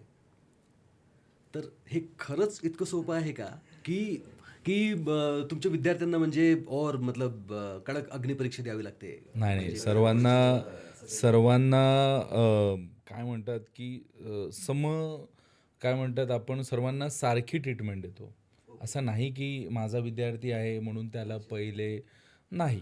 आता हा माझ्याकडे जवळपास 5-6 वर्षापासून होता. याला 6 वर्षानंतर मी त्याला हे दिलं. आणि मी माझा तो घबाडकुंड पण लिहत नव्हतो तेव्हा. त्याचं हे होतं की हा लुक होता त्याचा. मी विचारा काय बोललो, मी त्याला हे बोललो की भाई इसको काट मत, हे कापू नको, हे असाच ठेव की बाबा आपण याचं काहीतरी करूयात. कारण हा ॲक्टर काय आहे मला माहिती आहे ना. आता लहान मुलं, आता ती लहान मुलगी आहे, ती माझी विद्यार्थिनी आहे. तर मला माहिती आहे ना ती कशी ॲक्टिंग करते. तर हे मला सोपी जातं तिच्यासोबत काम करायला. आणि माझं असं नाही आहे की मी माझ्या विद्यार्थ्यांना चान्स देतो. मी सर्वांना चान्स देतो. इवन जर त्या रोलसाठी जर कोणी जात असेल आणि तो छान ॲक्टर असेल तर मी देतो. माझे 50% कास्टिंग ही नवीन असते फिल्ममध्ये. या फिल्मला 50% कास्टिंग ही नवीन आहे. तसं काही नाही की हां, एवढं मात्र नक्की का त्या मुलांना माझा एक्सपिरियन्स ज्या गोष्टी मी शिकलो, मी त्यांना चांगलं देण्याचा प्रयत्न करतो. जर मी विदर्भातून आलेला मुलगा होतो, मला एज्युकेशन कुठं शिकता घेता आलं नाही, मी काय चॅलेंज फेस केले, तर त्यांना ते होऊ नये हे मी त्यांना शिकवतो. की तुम्ही चांगले कलाकार कसे होऊ शकता, तुम्ही कसे आज कित्येक विद्यार्थी माझे चित्रपटात, सिरियलमध्ये मला हे चांगलं वाटतं. तुम्ही विचार करा ना, की मी आज मला माझा 1000-1500 विद्यार्थी असेल, मी त्या मुलांचा वडील आहे, बाप आहे. म्हणजे इतर मोठी गोष्ट काय, वय काय माझं 35. सो ही मजा आहे. आणि मी मुळात एज्युकेशनच बरं तुम्हाला सांगतो, की मी अकॅडमी का चालवतो? कारण जेव्हा मी स्ट्रगल करतो, तर माझं त्या अकॅडमीनं पोट भरलं. म्हणून मी अकॅडमी चालवतो. किंवा मी जे फेस केलं जेव्हा मी नवीन आलो होतो, जसं मी म्हटलं 8,000त राहणं आणि ते कसं एज्युकेशन घेणार? तर त्या विद्यार्थ्यांना चांगलं एज्युकेशन पोहोचायला पाहिजे. प्रत्येक नॉट इन विदर्भ प्रत्येक विभागात मागासवर्गीय विभागात हे जायला पाहिजे. हा माझा अनुषंग असतो. मी मिडल क्लास होतो, मला किती प्रॉब्लेम झाला मला माहीत आहे. ज्यांची परिस्थिती नाही त्यांनी कसं करणार? तर हा माझा खूप मोठा ध्येय आहे की आपण एज्युकेशन देत राहिलं पाहिजे असं मला वाटतं. जे तुम्हाला येतं ते तुम्ही दिलं पाहिजे. अच्छा, म्हणजे ॲक्ट प्लॅनेट हा शॉर्टकट नाही आहे. हां, म्हणजे पण चांगलं शिकायला मिळेल मात्र आहे. पण चांगलं शिकायला मिळेल. म्हणजे ज्या शिकल्यामुळं तुम्हाला माझ्यापेक्षाही भारी भारी चित्रपटामध्ये काम करायला मिळेल. ओके ओके, नाही सर, नाही पाहिलं म्हणजे मी साईडला वगैरे पाहिलं आहे सर. टोटली म्हणजे एकदम अग्री करतो तुमच्या गोष्टीला. Nice sir. आता म्हणजे ॲक्ट प्लॅनेट जे तुम्ही चालवता, तर म्हणजे तुमच्याकडे म्हणजे भरपूर सारे स्टुडंट्स येतात, ते ॲक्टिंग शिकतात आणि मग जातात. तर आणि तुम्ही बरेच सिनेमे केले आहेत, म्हणजे डायरेक्ट केले, तुम्ही ॲक्टिंग केली आहे, तुम्ही प्रोड्यूस पण केले आहेत. तर म्हणजे तुमचा अनुभव जो आहे कलाकारांसोबत भरपूर आहे. तर मला सर असा एक प्रश्न विचारायचा आहे की म्हणजे अ, अशा कोणत्या कॉमन चुका आहेत ज्या कलाकार आज करतायत ज्याच्यामुळे त्यांना म्हणजे चित्रपटात काम वगैरे नाही मिळत आहे? तर त्याबद्दल काही सांगू शकता? नवीन कलाकाराबद्दल नवीन कलाकार, ज्येष्ठ बरोबर. ज्यांनी आपलं नशीब या सिनेमासृष्टीत तुझ्या बघा सर्वात पहिला मुद्दा की ना एक तर हा गोष्ट तुम्ही डोक्यातून काढा की तुम्ही चांगले दिसता, चांगले बोलता म्हणून तुम्ही एक चांगला ॲक्टर आहात असं नाही. बरोबर? तुम्हाला त्याचं एज्युकेशन घ्यावं लागेल. आज जगात सर्वात नंबर 1 वरती एंटरटेनमेंट आहे. मला सांगा ना की पुण्यातून कोण सेलिब्रिटी आहे? तुम्ही सांगणार की हे सेलिब्रिटी आहे. मला सांगा बरं पुण्यामधले 5 श्रीमंत लोक. नाही, तुम्ही 1 ते 2च सांगणार, त्याच्यावर नाही माहिती. एंटरटेनमेंट हा जगात नंबर 1 वरती आहे. तर तिथे कॉम्पिटिशन ही सर्वात जास्त आहे. तुमच्या ती डेडिकेशन लागतं. मी खूप पोरं बघतो त्यांना ना फक्त करायचं आहे. बरं तुम्ही फक्त ऑडिशन देऊन काहीच करू होणार नाही. तुम्ही काही शिकलाच नाही, तुम्ही ऑडिशन द्यायला गेलं तर तुम्ही कशा गोष्टी म्हणजे फॉर एक्झाम्पल तुम्हाला IT कंपनीत कोणी घेणार का डायरेक्ट? नाही घेणार. तुम्हाला त्यासाठी ITचं एज्युकेशन घ्यावं लागेल. तेव्हा तुम्ही त्यात क्वालिफाय होणार. सेम ॲक्टिंगचं आहे. तर तुम्ही बरं तुम्हालाच एक प्रश्न विचारतो. तुम्ही नवीन कार घेतली, बरोबर? तो तुमचा मामाचा मुलगा आहे, आत्याचा मुलगा आहे म्हणून तुम्ही नवीन मुलाला गाडी चालवायला देणार का? नाही, मी पाहणार त्याला आधी गाडी चालवता येते का. तुम्ही चांगल्या ड्रायव्हरलाच चांगला देणार. ड्रायव्हर आहे का ते तुम्ही check करणार. 15 ते 16 लाखाची गोष्ट नवीन माणसाच्या हातात देत नाही. निर्मात्यानं 5 ते 6 कोटीचा चित्रपट तुमच्या हातात का द्यावा? हां, बरोबर सर, बिलकुल. तुझ्या हौशीसाठी नाही. तू चांगला कलाकार आहेस, तू छान अभिनय करतोय तर त्यानं दिलं पाहिजे. ही चुकतोय आपण. काम सर्वांना भेटतं, आपण त्या क्वालिटीचं स्वतःला चेंजेस करत नाही. मला सांगा बरं, तुम्ही ॲक्टर आहात किंवा कोणी ॲक्टर आहात, किती मोनोलॉग करता तुम्ही महिन्यात, वर्षातून? मला नाही आठवत का कोणी करत असणार. हां. तुम्ही मोनोलॉग्स केले पाहिजे, अच्छा. तुम्ही प्रॅक्टिस करत राहिली पाहिजे, डेली एक्सरसाइज करत राहिली पाहिजे, तेव्हाच तुम्ही तो ध्येय गाठणार जर लवकर करायचं असेल तर. नाहीतर एक्झिक्युशन होणार नाही. असे कित्येक लोक येतात, कित्येक लोक जातात. इवन मोठे मोठे आर्टिस्ट मोठ्या मोठ्या एज्युकेशन इन्स्टिट्यूटमधून शिकून आले. तुम्ही घ्या, बॉलिवूडवरचे नावं घ्या, सर्वांनी कुठे ना कुठे एज्युकेशन घेतलं आहे. कोणीच एज्युकेशन न घेता झालेलं नाही. एक फिल्म आला होता जो सुपरहिट ठरला, त्यामध्ये सर्व म्हणताय की नवीन नाही, ते डायरेक्टर खूप मोठे होते, त्यांनी त्या मुलांकडनं 8 महिने त्यांना शिकवलं, त्यांचे वर्कशॉप्स घेतले, ते शिकले ना पोरं, बरोबर. कळलं का. तर त्यांनी एज्युकेशन घेतलं आहे. तर मला वाटतं प्रत्येकाने एज्युकेशन घ्यावं, एज्युकेशन घेऊनच या गोष्टीमध्ये आलं पाहिजे. मग तुम्ही थिएटर करा, तुम्ही कुठेही एज्युकेशन, पण एज्युकेशन घ्या. तुम्ही थिएटर करा, त्या गोष्टीतून जा. याच्यात आता तर इंडस्ट्रीत भरपूर कामं आहे, पण तुमची वैचारिकच नाही का तुम्ही या गोष्टी तुम्ही ते मनात केलंच नाही की आम्ही फिरा ना. तुम्ही रोज हे करा, तुम्ही रोज काय म्हणतात तो मोनोलॉग्स करा, तुम्ही रिझ्यूम पाठवत राहा, तुमचे प्रोफाईल पाठवत, ते नक्की रिझल्ट मिळेल. कारण मी तरी आतापर्यंत असं बघितलं आहे की ज्या पोरांनी मेहनत केली आहे त्यांना रिझल्ट मिळाला आहे. तर मला वाटतं की असं नाही आहे काही. मेहनत करा, तुम्हाला परमेश्वर खूप छान संधी किंवा त्याचा तुमच्या प्रयत्नाला यश नक्की देतो. ओके. आणि सर म्हणजे आता हे इंस्टाग्रामचे फॉलोअर्सवाला जो प्रकार आहे, म्हणजे मी बघतोय आता बऱ्यापैकी सिनेमांमध्ये काही सोशल मीडिया इन्फ्लुएन्सर्स त्यांना काम मिळत आहे. आता आय थिंक तुंबाडच्या मंजुडा ह्या पिक्चरमध्ये अथर्व रुके काम करतो आहे. तर सोशल मीडियावरती जे इन्फ्लुएन्सर्स आहेत आणि त्यांचे किती फॉलोअर्स आहेत, तर हा फॅक्टर कास्टिंगमध्ये काही डिसिजन म्हणजे घेण्यामध्ये हे करतोय का? हा फॅक्टर म्हणजे येतोय का? नाही आहे, मला वाटत नाही हा फॅक्टर येतोय असं नाही आहे. की अथर्व दुके ही खूप छान अभिनेता आहे, तो छान ॲक्टिंग करते, कदाचित म्हणून त्याला घेण्यात आलं आहे. सो मला वाटत नाही की तुम्हाला जेवढे फॉलोअर आहे, मग असं असतं तर आज ज्याचे सर्वात जास्त फॉलोअर तो राहिलं असतं. एवढ्या वर्षापासून जे थिएटर किंवा जे काम करतात त्यांना काम नसतं मिळालं. नाही, असं नाही आहे. हे काही दिवसाचं असतं, खूप दिवस, कारण याला खूप मेहनत लागतं. जो छान कंटेंट क्रिएटर असणार त्यानेही मेहनत केली असते, तो अभिनेता असतो म्हणून त्याला घेण्यात येतं. असे खूप सारे अपवाद पण ठरले, खूप सारे असे फिल्म पण आले होते पण ते वर्क नाही झाले. सो असं काही नाही आहे. मला वाटतं की जो चांगला अभिनेता आहे तो एक्झिक्युशन करतो. आता या गोष्टी नाही बघण्यात येतात की याला किती फॉलोवर आहे आणि काय, अशा गोष्टी नसतात. चल, एक गोष्ट तर म्हणजे मला क्लिअर झाली की म्हणजे तुमच्या सिनेमामध्ये कास्टिंगसाठी फॉलोअर्सची वगैरे अशी काही रिक्वायरमेंट कधीच नसणार आहे. तुम्ही ॲक्टिंग छान ॲक्टिंग छान करा.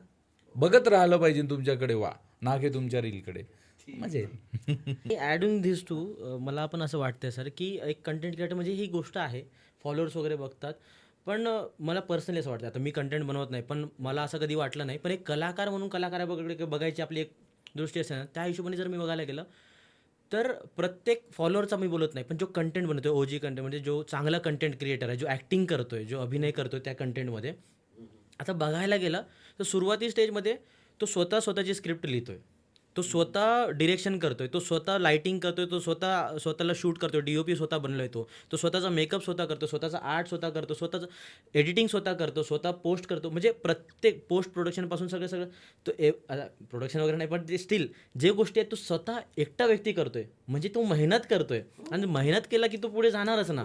अभिनेता म्हटलं ना, चांगला अभिनेता असला तर त्याला काही मॅटर करत नाही. हे तर आपण ठरवलं आहे की बाबा जे फॉलोवर आहे हे, मग मलाही बऱ्यापैकी फॉलोवर, याचा अर्थ असं थोडी नाही की असं काही नसतं. आणि ती गोष्ट आहे मग अंगूर खट्टे हे ती गोष्ट आहे, मग तसंच होतं. एकदम ट्रू. जो मेहनत घेतो तो पुढे जातो, हे यस, करेक्ट आहे, हे सत्य आहे. सर, नेक्स्ट प्रश्न म्हणजे तुम्ही यवतमाळवरून आलात, ठीक आहे, मग पुण्यामध्ये तुम्ही MPSC वगैरे करत होते, मग त्याच्यानंतर मग तुम्ही सिनेमात कशी एंट्री घेतली त्याबद्दल तुम्ही बोललात. तर असं मला असं विचारायचं की म्हणजे म्हणजे कधी असं कोणतं मोमेंट आलं होतं का जेव्हा तुम्हाला असं वाटलं होतं की म्हणजे आता ह्या इंडस्ट्रीत आपलं काही होत नाही आहे किंवा होणार नाही आहे, किंवा आता तुम्ही विदर्भचे, ठीक आहे, यवतमाळचे, तर त्यानंतर मग इथे आल्यानंतर मग एक सेपरेट, म्हणजे काय म्हणतात त्याला, ह्या इंडस्ट्रीबद्दल असं म्हणतात की ही एक क्लोज्ड सर्कल इंडस्ट्री आहे, ठीक आहे. आणि एका नवीन व्यक्तीला म्हणजे ॲज अ डिरेक्टर है ना एंट्री करण्यासाठी म्हणजे इट्स नॉट दॅट इझी, एवढं सोपं नाही आहे ते. आणि तुम्ही एंट्री केली तर तुम्हाला म्हणजे काही डिफिकल्टीज आल्या, आणि म्हणजे मला असं विचारायचं आहे की तुम्हाला इथे ह्या क्लोज सर्कल इंडस्ट्रीमध्ये जेव्हा तुम्ही एंट्री घेतली तर तुम्हाला एक सिस्टम विरुद्ध, मोठा शब्द वापरतो, एक असं युद्ध लढल्यासारखं असं काही जाणवलं का? कारण की असे अनुभव काही लोकांचे आहेत. बघा काय असतं, की प्रत्येकाचा एक विभाग असतो, प्रत्येकाची एक गोष्ट असते. कदाचित त्यांनी त्यांच्या जागेवर बरोबर आहे, की समजा जर एका वाघाच्या परिसरामध्ये दुसरा वाघ आला तर त्याला खटकणारच ना. त्याला वाटणार की हा का आला?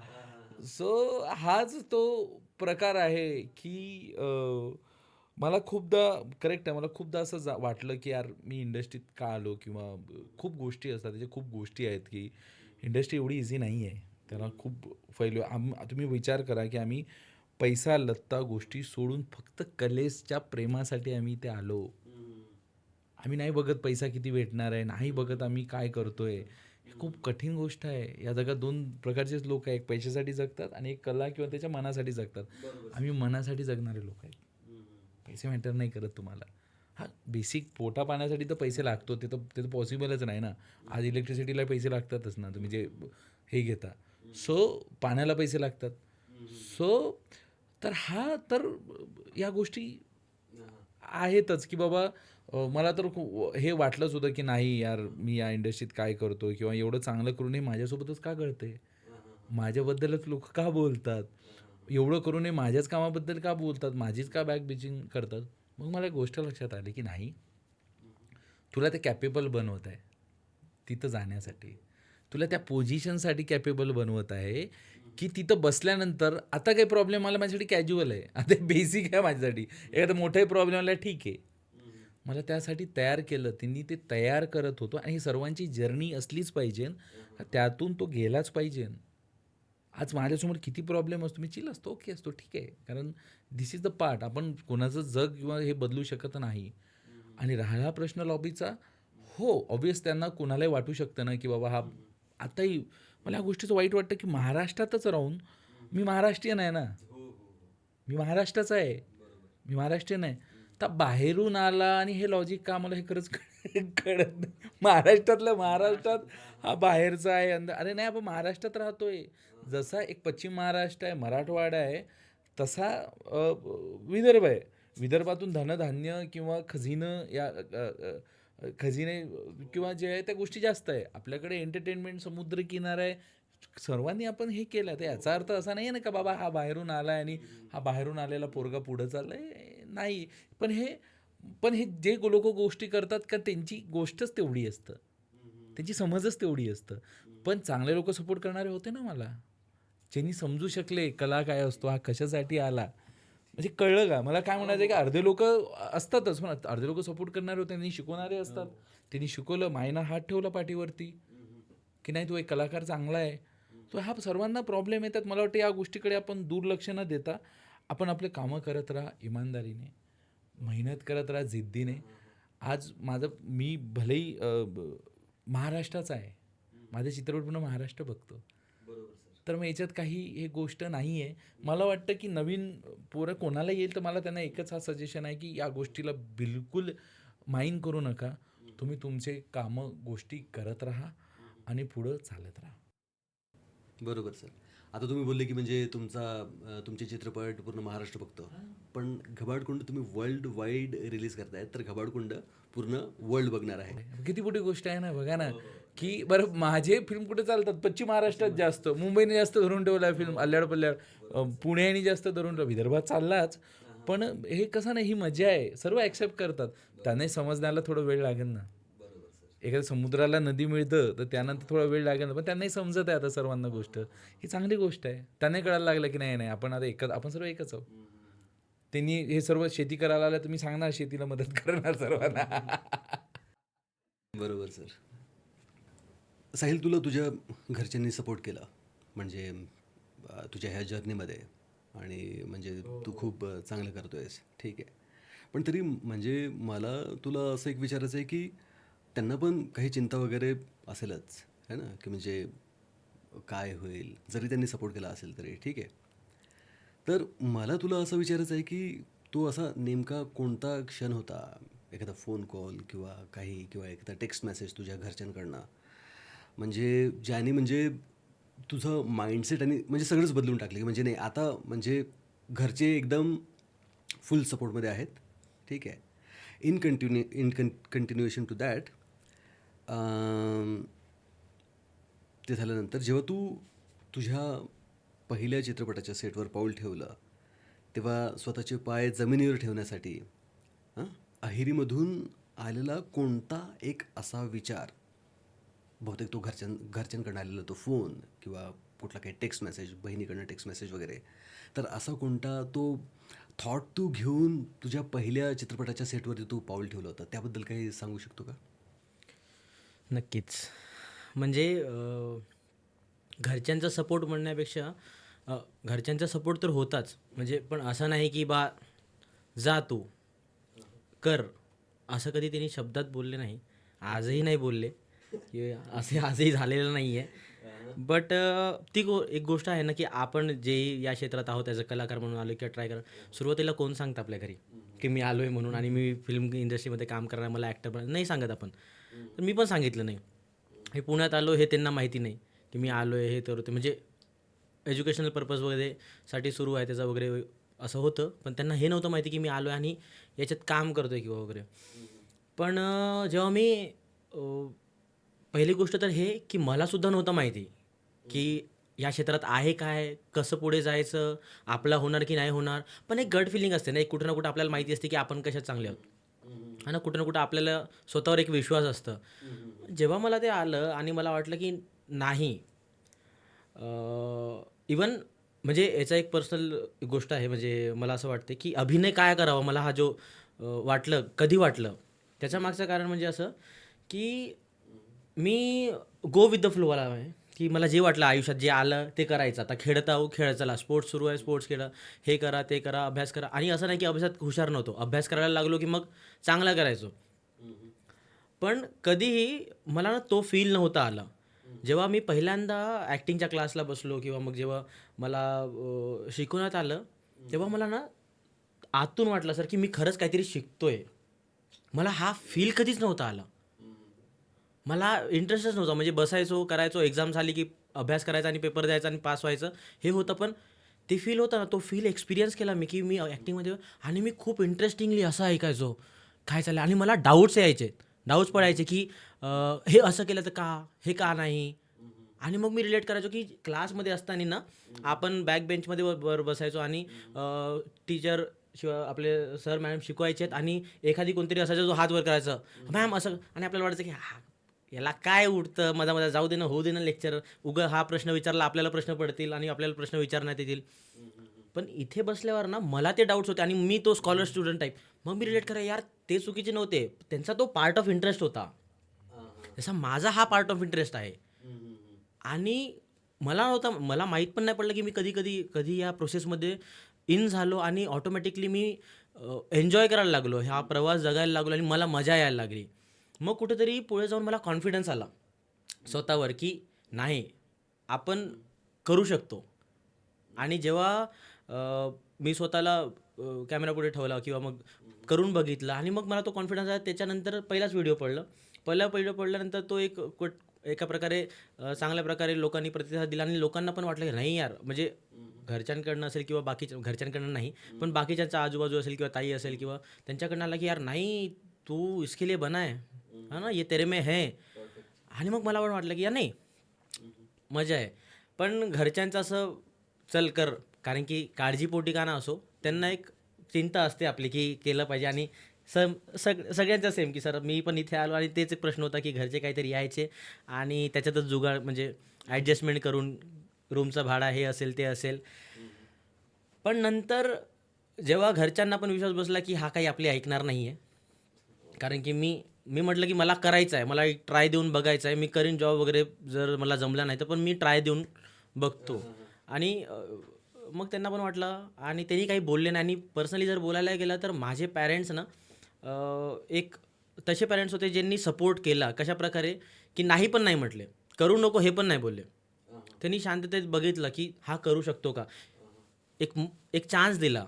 आणि ते पण खूप असतं. आणि इनिशियल डेजला असं नव्हतं की काही नव्हतं माझ्याकडे, तर तेव्हा पण असं नाही की मग कर बाबा तू आपल्या तू आपला जिद्दीनं करताय ना मग स्वतःच्या जोरावर कर, तुला जे नाही. त्यांनी सपोर्ट दिला, जे असेल काही असेल ते प्रोव्हाइड केलं. आणि मग कुठं ना कुठं मी आज स्वतःला प्रूव्ह केलं आणि त्यांना पण एक अभिमान आहे. म्हणजे जे बोलतात ना सर, तुम्हाला पण हे होतं की कुठं सर्वांना लहानपणी असं वाटतं की आपल्याला पण कुठं ना कुठं एक पेपरामध्ये फोटो आला पाहिजे, पण अभ्यासात नाही तर काही नाही. आणि ते निकाल लागल्यावर सर्वांचे फोटो यायचे तेव्हाही कुठं ना कुठं आपल्याला वाटलं होतं आपलं तर येणारच नाही. पण आज जेव्हा चित्रपट आला आणि आज पेपरमध्ये फोटो आला तेव्हा मला असं वाटलं की बाप, आपण काहीतरी करतोय आणि चांगला करतोय. हो हो हो साहिल, करेक्ट. मला ना तुझा प्रश्न खूप आवडला. मला असं वाटतं ना की याचे वडील असो, माझे वडील असो, त्यांनी त्यांच्या जागेवर बरोबर आहे. बरोबर सर, 100%. कारण ना आम्ही ना एक मिडल क्लास फॅमिलीमधून आलेले पोरं आहोत. त्यांच्या आईवडिलांनी स्ट्रगल केलं आहे. त्यांच्या नीड्स वेगळ्या होत्या. त्यांना ना पहिले घर, अन्न, आपण पोरांना बाळांना कसं मोठं करतो हा त्यांचा प्रश्न असतो. आणि हा प्रत्येक प्रत्येक पॅरेंट्सला हा प्रश्न असतो. कारण ते तुमच्या फ्युचरच्या सिक्युरिटीबद्दल विचार करत असतात आणि त्यांचं वाटणं साहजिक आहे. कारण त्या गोष्टी त्यांना अवेअरनेस नाही आहे. कारण आमच्याकडे आताही जर चित्रपटामध्ये किंवा याच्यात काम करताना असं समजलं जातं काय त्याचं करिअर नाही आहे. कारण त्यांना एक्झाम्पलच सेट नाही आहे ना. बघितलंच नाहीये. नाही बघितलंय. Yes, बघितलंच नाही त्यांनी कोणालाच. इन्सिक्युरिटी होणारच नाही त्या पॅरेंट्सला. माझ्या पॅरेंट्सला इन्सिक्युरिटी होणार की पोरगं हे काय करतोय. तर ही चुकी त्यांची नाही आहे, अवेअरनेस नाही आहे. पण त्यांना कळलं. आता साहिल सारखे पोरं बघा ना, आता साहिल हा गडचिरोलीतून पोरगा आलाय. याला बघून गडचिरोलीतली पोरं येणार ना, त्यांना एक्झाम्पल सेट झाला आहे की अरे हा पोरगं गडचिरोलीतून आला आहे आणि तो फिल्ममध्ये करिअर करणार. त्यांना एक्झाम्पल सेट होणार. याचा प्रसार होणं खूप गरजेचं. आपण मिडल क्लासमधून आलो आहे, याचा प्रसार होणं खूप गरजेचं. आणि तिने त्यांच्या जागेवर बरोबर आहे. मला सर्व तुझ्या या चॅनलद्वारे मी सर्व मुलांना सांगतो की खूप त्यांची कंप्लेंट असते की माझे पॅरेंट्स अलाऊ करत नाही. ते अलाऊ करतात. तुम्ही त्यांना कॉन्फिडन्स द्या. त्यांना जे वाटतं ते तुम्ही द्या. त्यांनी म्हणता एज्युकेशन करा, तुम्ही एज्युकेशन करा. पण त्यांना रिक्वेस्ट करा की मी एज्युकेशन चांगलं करतो, पण माझी ही आवड आहे.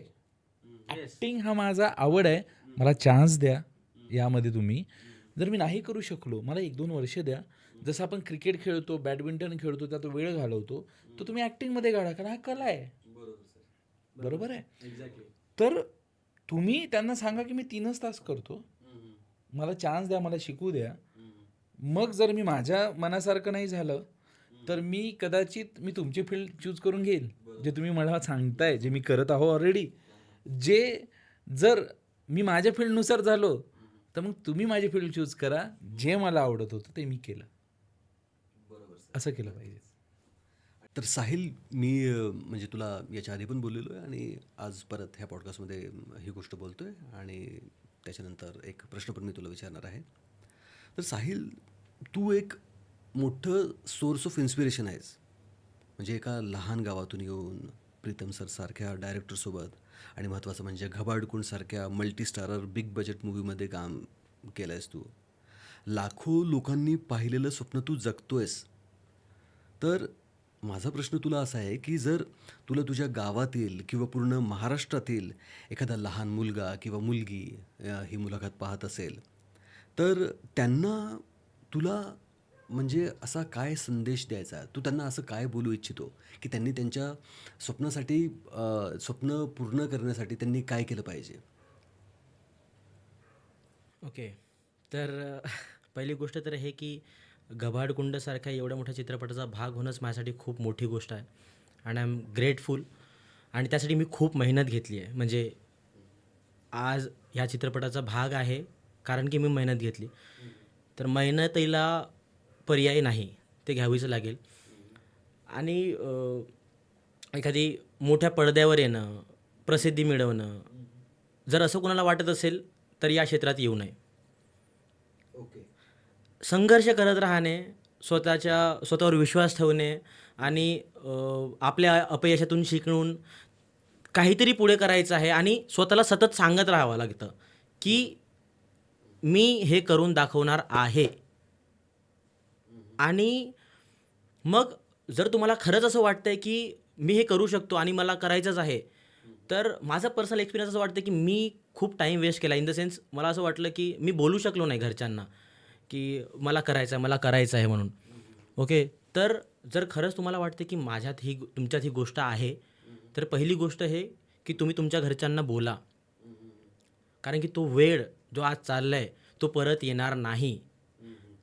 आणि आज मी जेव्हा पुण्यात आलो आणि मी माझ्या वयापेक्षा कमी जे आज कॉलेज करतायत, जे आता 10वीत आहे, त्यांनी नाटक करतात, त्यांनी शिक्षण घेत आहे अभिनयाचं किंवा त्यांनी शॉर्ट फिल्म करताय. मला एवढा आनंद होते की मी सांगू शकत नाही. की मला असं वाटतं यार आम्हाला हा प्लॅटफॉर्मच नव्हता मिळाला, म्हणजे आम्हाला माहितीच नव्हती. का? कारण की आम्ही कधी धाडसच केलं नाही घरच्यांना सांगायचं की मला करायचं आहे. होतं ना मनात, तर तेव्हा बोलायला पाहिजे होता. कदाचित झालं ते फ्लो. पण आज जर कोणी बघत असेल तर मला म्हणायचं आहे की तर तुम्हाला वाटतंय की आहे, तर बोला आणि या, शिक्षण घ्या आणि मग इथे परसीव्ह करा आणि नक्की होणारच. कारण की मी स्वतःला एक गोष्ट सांगून आली होती की परत जायचं नाही आहे. आपल्याला करून दाखवायचंच आहे आणि ते आपण करून दाखवणार. आणि इथून पुढे पण भरपूर काही आहे जे आपल्याला करायचं आहे.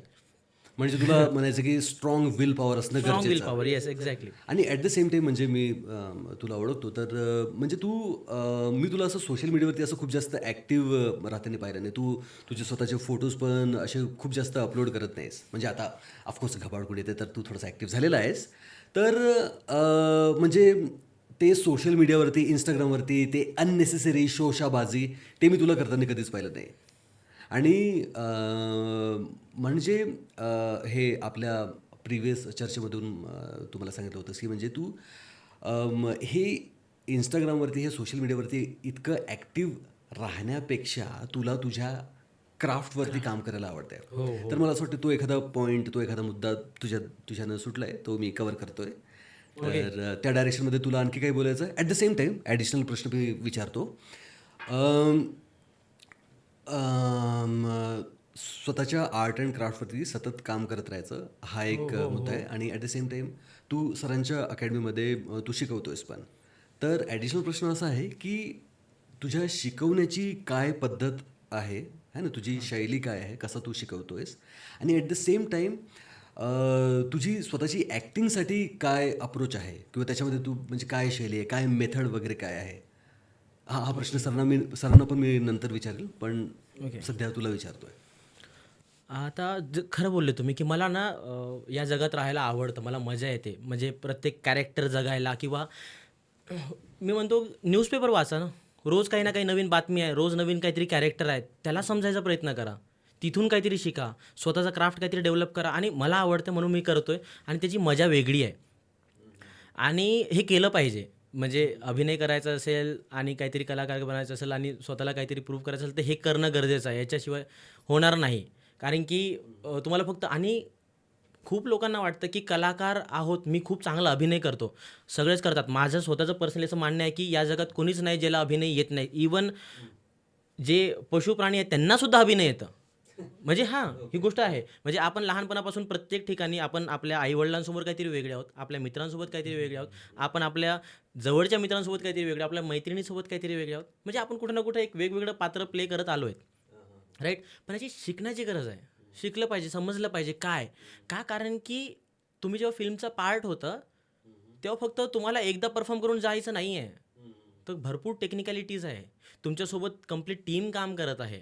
त्याच्यावर तर तुम्हाला प्रोफेशनली काम करता आला पाहिजे. तो काम कसं करायचं आहे हे शिकणं गरजेचं आहे ना. आणि अभिनय म्हणजे काय? आता मी जर तुम्हाला बोलायला गेलो, आता ऑफकोर्स तुम्ही बोलले म्हणून मी जर करून दाखवायचं तर भरपूर हां, म्हणजे म्हणजे काय आहे, कारण की काय तुमची टेक्निक्स आहेत ना. म्हणजे पर्सनली मी माझ्या मुलांना आता ऑफकोर्स सरांनी असंच नाही ना मला बोलला की चल, असं नाही. त्यांनी काहीतरी बघितलं माझ्यामध्ये किंवा मी स्वतःला तेवढं प्रूव्ह केलं असेल वाटतं मला की आणि सतत आणि तुम्हाला वाटत असेल की सर स्वतःच्या मुलांना वगैरे कास्ट करतात आणि त्यांना हां, त्यांनी आधी पूर्ण जेवढं बाकीच्यांना हे नसेल प्रेमाने पहिले कारण की आणि खूप मस्त म्हणजे त्या प्रोसेसमध्ये आणखी एन्जॉय केलं. म्हणजे मी यापूर्वी खूप म्हणजे सोबत होतो सर्व काही.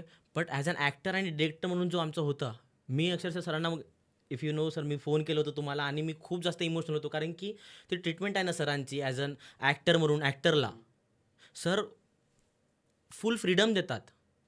कर बाबा, बघू आणि एका कलाकारासाठी ती खूप मोठी गोष्ट आहे. खूप मोठी गोष्ट आहे कारण की त्याला त्याच्यात खूप काही आहे त्याला दाखवायचं आहे. है ना? आणि माझं पहिलं चित्रपट होतं तर मला पण होतं की आहे.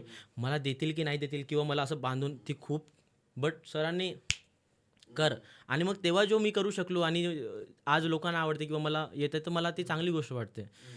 पण जर बोलायला गेलं आता छोटीशी गोष्ट आहे की अभिनय म्हणजे आता टेक्निक्स आहेत. मी सतत म्हणतो की काय करायचं आहे हे सगळ्यांना माहिती आहे. पण कसं करायचं आहे हे मी सांगतो. है ना? तुम्ही आता जर बघायला गेलं तर म्हणतात की इमोशनल सीन परफॉर्म करता तुम्ही. बरोबर आहे. इमोशनल सीन परफॉर्म करता तर तेव्हा काय होतं की एकतर तुम्ही स्वतः रडता खूप जास्त. प्रेक्षक असं असतं की हा काय एवढं रडतोय? बरोबर आहे. किंवा तुम्ही कॅमेरासमोर अभिनय करता. आता कॅमेरासमोर जेव्हा परफॉर्म करता ऑफकोर्स आता तुम्हाला रडायचं आहे सपोज. एक सीन आहे ज्यामध्ये तुम्हाला बोलायला गेलं आहे की बाबा या लाईनला तुला आता रडता आलं पाहिजे तेव्हा डोळ्यातून अश्रू पाहिजे मला. ओके. त्याच्यानंतर मास्टर शॉट झाला त्यामध्ये तुम्ही कंप्लिटली केलं आणि क्लोज आला कॅमेरा तुमच्या जवळ आला.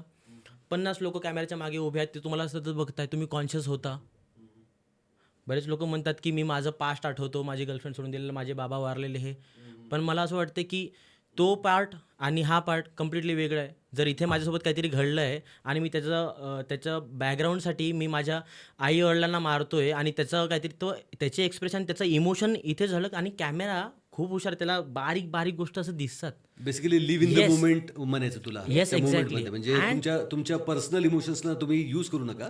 त्या मोमेंटमध्ये तुम्ही टेक्निक्स राहा. आहेत. टेक्निक्स आहेत. सपोज तुम्हाला ते रडत बघायला नाही आले आहेत. ऑडियन्स जे आली आहेत ते तुम्हाला कसं रडतो हे बघायला नाही आले. ते बघत आले की हा माझ्यासमोर आत्ताच होतं म्हणजे व्यवस्थित हसत खेळत आणि याच्यासोबत असं काहीतरी घडलं की हा अचानक याच्या बिहेवियरमध्ये चेंज आला. हा ना, आता मी नॉर्मल आहे एक्झॅक्टली राईट. पण मी आहे ओके. पण मी जेव्हा फील करतो आणि बोलतो आणि मग मी नॉर्मलमध्ये जेव्हा माझ्यामध्ये चेंजेस येतात आणि माझे जेव्हा डोळे भरून येतात ते ऑडियन्सला फील होतं की हा भरला आहे. है ना? आणि मग इथून जो ऑडियन्स माझ्यासोबत त्या नॉर्मल साहिलपासून तर या साहिलला बघत आहे आणि त्याला दिसतंय की हा कशाप्रकारे याच्यामध्ये चेंजेस आले. हा ना, आता माझ्यामध्ये ना हे चेंजेस आले हे मी प्रॅक्टिस केली स्वतःला सिद्ध केलं. आता इथून मला तुम्ही किती द्या मला खूप रडायचं आहे मी खूप म्हणजे एकदम हाय पिचवर जाऊ शकतो एकदम कुठे जर थांबायचं असेल स्वतःला थांबायचं असेल तर मी स्वतःला कंट्रोल करू शकतो किंवा नाही मला नाही दाखवायचं माझं रडणं. मी दाबतोय आपल्या रडायला आहे माझ्या आत पण मी दाखवणार नाही समोरच्याला. है ना? ठेवलं आहे आत. हे हे ये टेक्निक्स है ना, ये टेक्निक्स है. ये सीखोगे तो आगे जाओगे. तर वो क्या कॅमेरा बात आहे यार, तिथे तुम्ही साहिल. जर बोलाल क्या की, बात आहे, क्या सर बात मला रडत येत नाही तो टाइम प्रोडक्शन म्हणजे सॉरी तुला कट करतोय पण तू लगेच तसा रडू लागला आणि लगेच तो नॉर्मल पण झाला तर ते पाहून म्हणजे मला आधी असं वाटतं की तू इमोशन्स मध्ये तू वाहून गेलेस की काय. पण तू ऍब्सोल्युटली कंट्रोल मध्ये होतास. येस. आणि हीच गोष्ट आहे सर राईट म्हणजे शिकवल्याच मला ते गेलं आहे की तुम्ही जे म्हणता की वाहून गेलं मग काय तुम्ही तिथे वेळ वाया घालणार की मला आठवू द्या मला काहीतरी करू द्या मला गाणे ऐकू द्या प्रोडक्शनचं एक काहीतरी आणि मग तुम्ही कुठं ना कुठं तो या क्राफ्टवर तुम्हाला काम करावं लागेल स्वतःला प्रूव्ह करावं लागेल अँड देअर. तर तू असं रिपीटेडली कितीदा करू शकतोस. हां म्हणजे हे टेक्निक्स आणि असे ईच अँड एव्हरीथिंगचे प्रत्येक गोष्टीचे टेक्निक्स आहेत. प्रत्येक गोष्टीला तुम्ही तुमचा स्वतःचा वेगळा क्राफ्ट तुम्हाला स्वतःला शोधावं लागेल की तुम्ही कशा प्रकारे वर्कआउट करू शकता. आणि राईट सर. आणि मी खूप म्हणजे सॉरी ॲडिंग दिस टू की मला चांगले लोक भेटले तर आयुष्यात म्हणजे मला कोणी फसवलं नाही मला कोणी किंवा हुशार होतोच मी जसं म्हणता सर की आपण लाईफच्या एक्सपिरियन्सेसपासून सगळं काही शिकत येतो आणि पुढे येतो आणि त्यानंतर राईट तर मला चांगले लोक मिळालेत. आणि मग या क्षेत्रात जेव्हा आलो तेव्हा मी रिसर्च केली की कुठं काय करायचं, आणि ते आपल्याला माहिती होतं की आपल्याला कोणी हा ना. आणि मला चांगलं मार्गदर्शन मिळालं. खरं तर ही खूप महत्त्वाची गोष्ट होती माझ्यासाठी की मला कोणीही हे केलं नाही, फसवलं नाही किंवा माझी फसवणूक झाली नाही, माझं हे नाही करून घेतलं गेलं किंवा मी, कारण की चांगलं मार्गदर्शक ऑलरेडी माझ्यासोबत होते. मला जे सतत, कारण की मी जिद्दीनं काम करत होतो. तर जेव्हा तुम्ही जिद्द दाखवता स्वतःची आणि काहीतरी शिकायचा प्रयत्न करता, तर समोरचा व्यक्ती 4 गोष्टी सांगायच्या असेल तो 8 गोष्टी सांगून जातो आणि प्रेमाने सांगतो आणि तुम्हाला पुढे घेऊन चालतो. आणि मला सरांसारखे मार्गदर्शक मिळाले अँड खरंच आय एम ग्रेटफुल की मला एव्हरी टाईम गायडन्स मिळाला, राईट गायडन्स मिळाला की काय केलं पाहिजे, काही नाही केलं पाहिजे, कसं पुढे जाऊ शकतो. थँक्यू. बाकी खूप बोललो सर. ही गरज नव्हती. ठीक है, निकलने दो इमोशंस निकलने Yes, दो, कोई नहीं, दिक्कत मेरे नहीं. को मेरे क्राफ्ट जो मेरे को लगता है कि मैं हूँ और मैं अपने आप मैं yes. आता तुझा हा परफॉर्मन्स पाहून मला आता सरांना असं विचारायचं आहे की सर तुमच्या ॲक्ट प्लॅनेट अकॅडमीमध्ये ॲडमिशनची काय प्रोसेस आहे, मी ॲडमिशन घेऊ शकतो का? नाही, काही ॲडमिशनची प्रोसेस पासून एक मनात ठाम निश्चय करा की मी वेळ देणार आणि मी माझं 100% इमानदारीनं काम करणार. तुम्ही कमाल परफॉर्म करणार, म्हणजे तुम्ही कमाल तुम्ही स्वतःच्या हाताने स्वतःचं भविष्य घडवणार.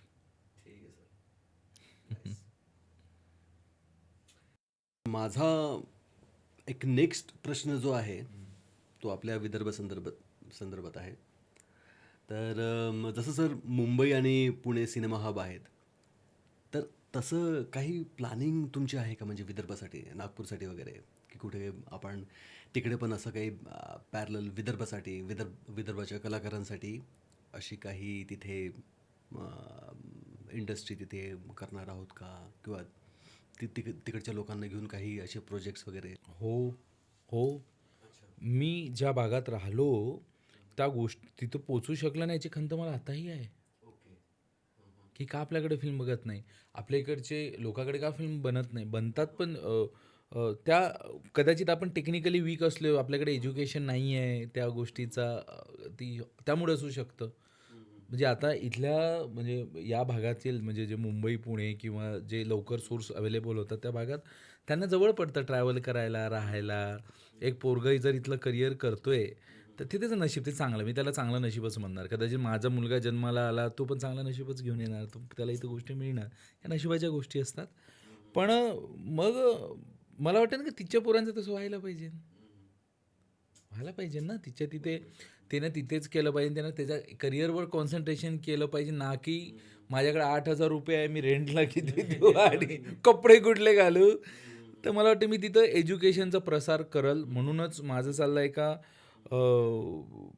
खूप सुंदर सुंदर चित्रपट आणावं आणि एक एक्झाम्पल सेट करावं आपल्या सर्व, not only for the Vidarbha, Marathwada आणि जे पण जिथे आतापर्यंत त्या गोष्टी पोचल्या नाही तिथं त्यांना एक्झाम्पल सेट करावं की नाही हा सोर्स आपल्याकडे आहे आणि त्या गोष्टी एक्झिक्यूट करावं. हे याच्यासाठी मी करणारच आहे, विदर्भासाठी करणार आहे.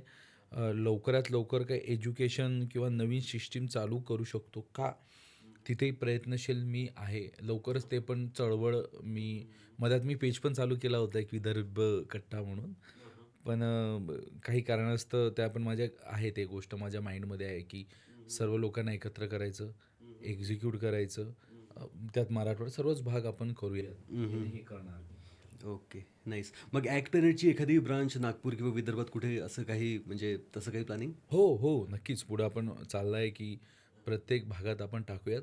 पण मला वाटतं की जिथं मी वेळ देऊ शकल तिथे त्याचं नॉलेज पोचलं पाहिजे ना, किंवा एक वेळ असा येईल का मी वेळ देऊ शकाल, मग तिथनं तशा गोष्टी मी एक्झिक्यूट करत जाईल. मग मला वाटतं की जर मी नागपूरला टाकतो तर नागपूरच्या तिथं मी वेळ दिला पाहिजे.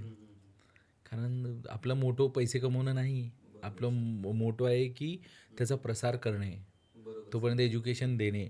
जसं मी म्हणतो की मी आता भलेही फिल्म मेकर झालो, मी फिल्म डायरेक्ट करतोय, तरी मी आताही शिकवतो. मी 2 तास शिकवतो. कारण त्याच्यावर माझं पोट भरलं. मला जी गोष्ट भेटली नाही एज्युकेशन, ते मी देतोय पोरांना. शिका. ठीक आहे. आता प्रश्न संपलेले आहेत. आता आहे आपल्याकडे रॅपिड फायर. प्रीतम सर तुमच्यासाठी, ठीक आहे. प्रश्न मी क्विकली विचारेन, त्याचं उत्तर तुम्ही क्विकली द्यायचं. ठीक आहे. तर रॅपिड फायर सुरू होते सर. रेडी? सर, मराठी इंडस्ट्रीतील असा कोणता अभिनेता आहे ज्याने हॉरर चित्रपटात कधीच काम करू नये? Sir quickly. असं म्हणजे मला वाटतं की नाही, ही कला आहे आणि हा सर्वांचा मान आहे करण्याचा. आता आपण मी कोणी ठरत नाही कोणाला की कोण करू आणि नाही करू. सेफ. कारण की तुम्हाला एक गोष्ट सांगू का, आज जशा प्रकारे सर बोलले की युनिव्हर्स आहे आणि युनिव्हर्समध्ये सगळं काही म्हणजे भरपूर चित्रपट येणार आहे, मला वाटतं कम्प्लीट इंडस्ट्री त्यामध्ये कव्हर होणार आहे. आणि जर आज सरांनी या प्रश्नाचं उत्तर दिला आणि उद्या तोच तुम्हाला चित्रपटात दिसेल तर ठीक आहे. ओके. बजेट की स्क्रिप्ट? हिट चित्रपटासाठी काय जास्त महत्त्वाचं? स्क्रिप्ट. सध्या मराठी इंडस्ट्रीतील सर्वात ओव्हररेटेड ट्रेंड कोणता आहे? ओव्हररेटेड ट्रेंड. मला वाटतं की ओव्हररेटेड ट्रेंड हा म्हणजे मला वाटतं की आपण एक्सपेरिमेंट करतोय, एक एक गोष्टी वर्कआउट करत चाललोय. तर मला वाटतं आतापर्यंत असं काही गोष्टी झाल्या नाही. आपण एक्सपेरिमेंट करतोय याच्यातून जे आता आपल्याला गोष्टी भेटायला लागल्या आहे ते गोष्टी. पण आपले मातीत जुडलेली कथा. ओके.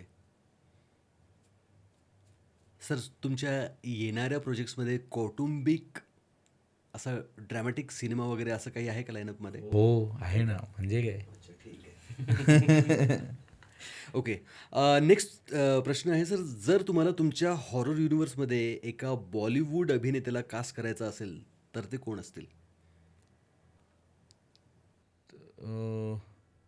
मला मी शाहरुख खान यांना कास्ट करेल. आम्ही त्यांच्या हंबलनेसबद्दल खूप ऐकलं आहे, त्यांच्या जो पॉझिटिव्ह आणि काइंडनेसबद्दल खूप ऐकलं आहे. मला बघायचं आहे की काय असतं. Okay. Shahrukh Khan. Nice. Sir, favourite horror director?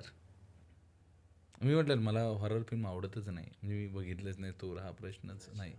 तर हॉरर कॉमेडीमध्ये प्रीतम एस.के. पाटील.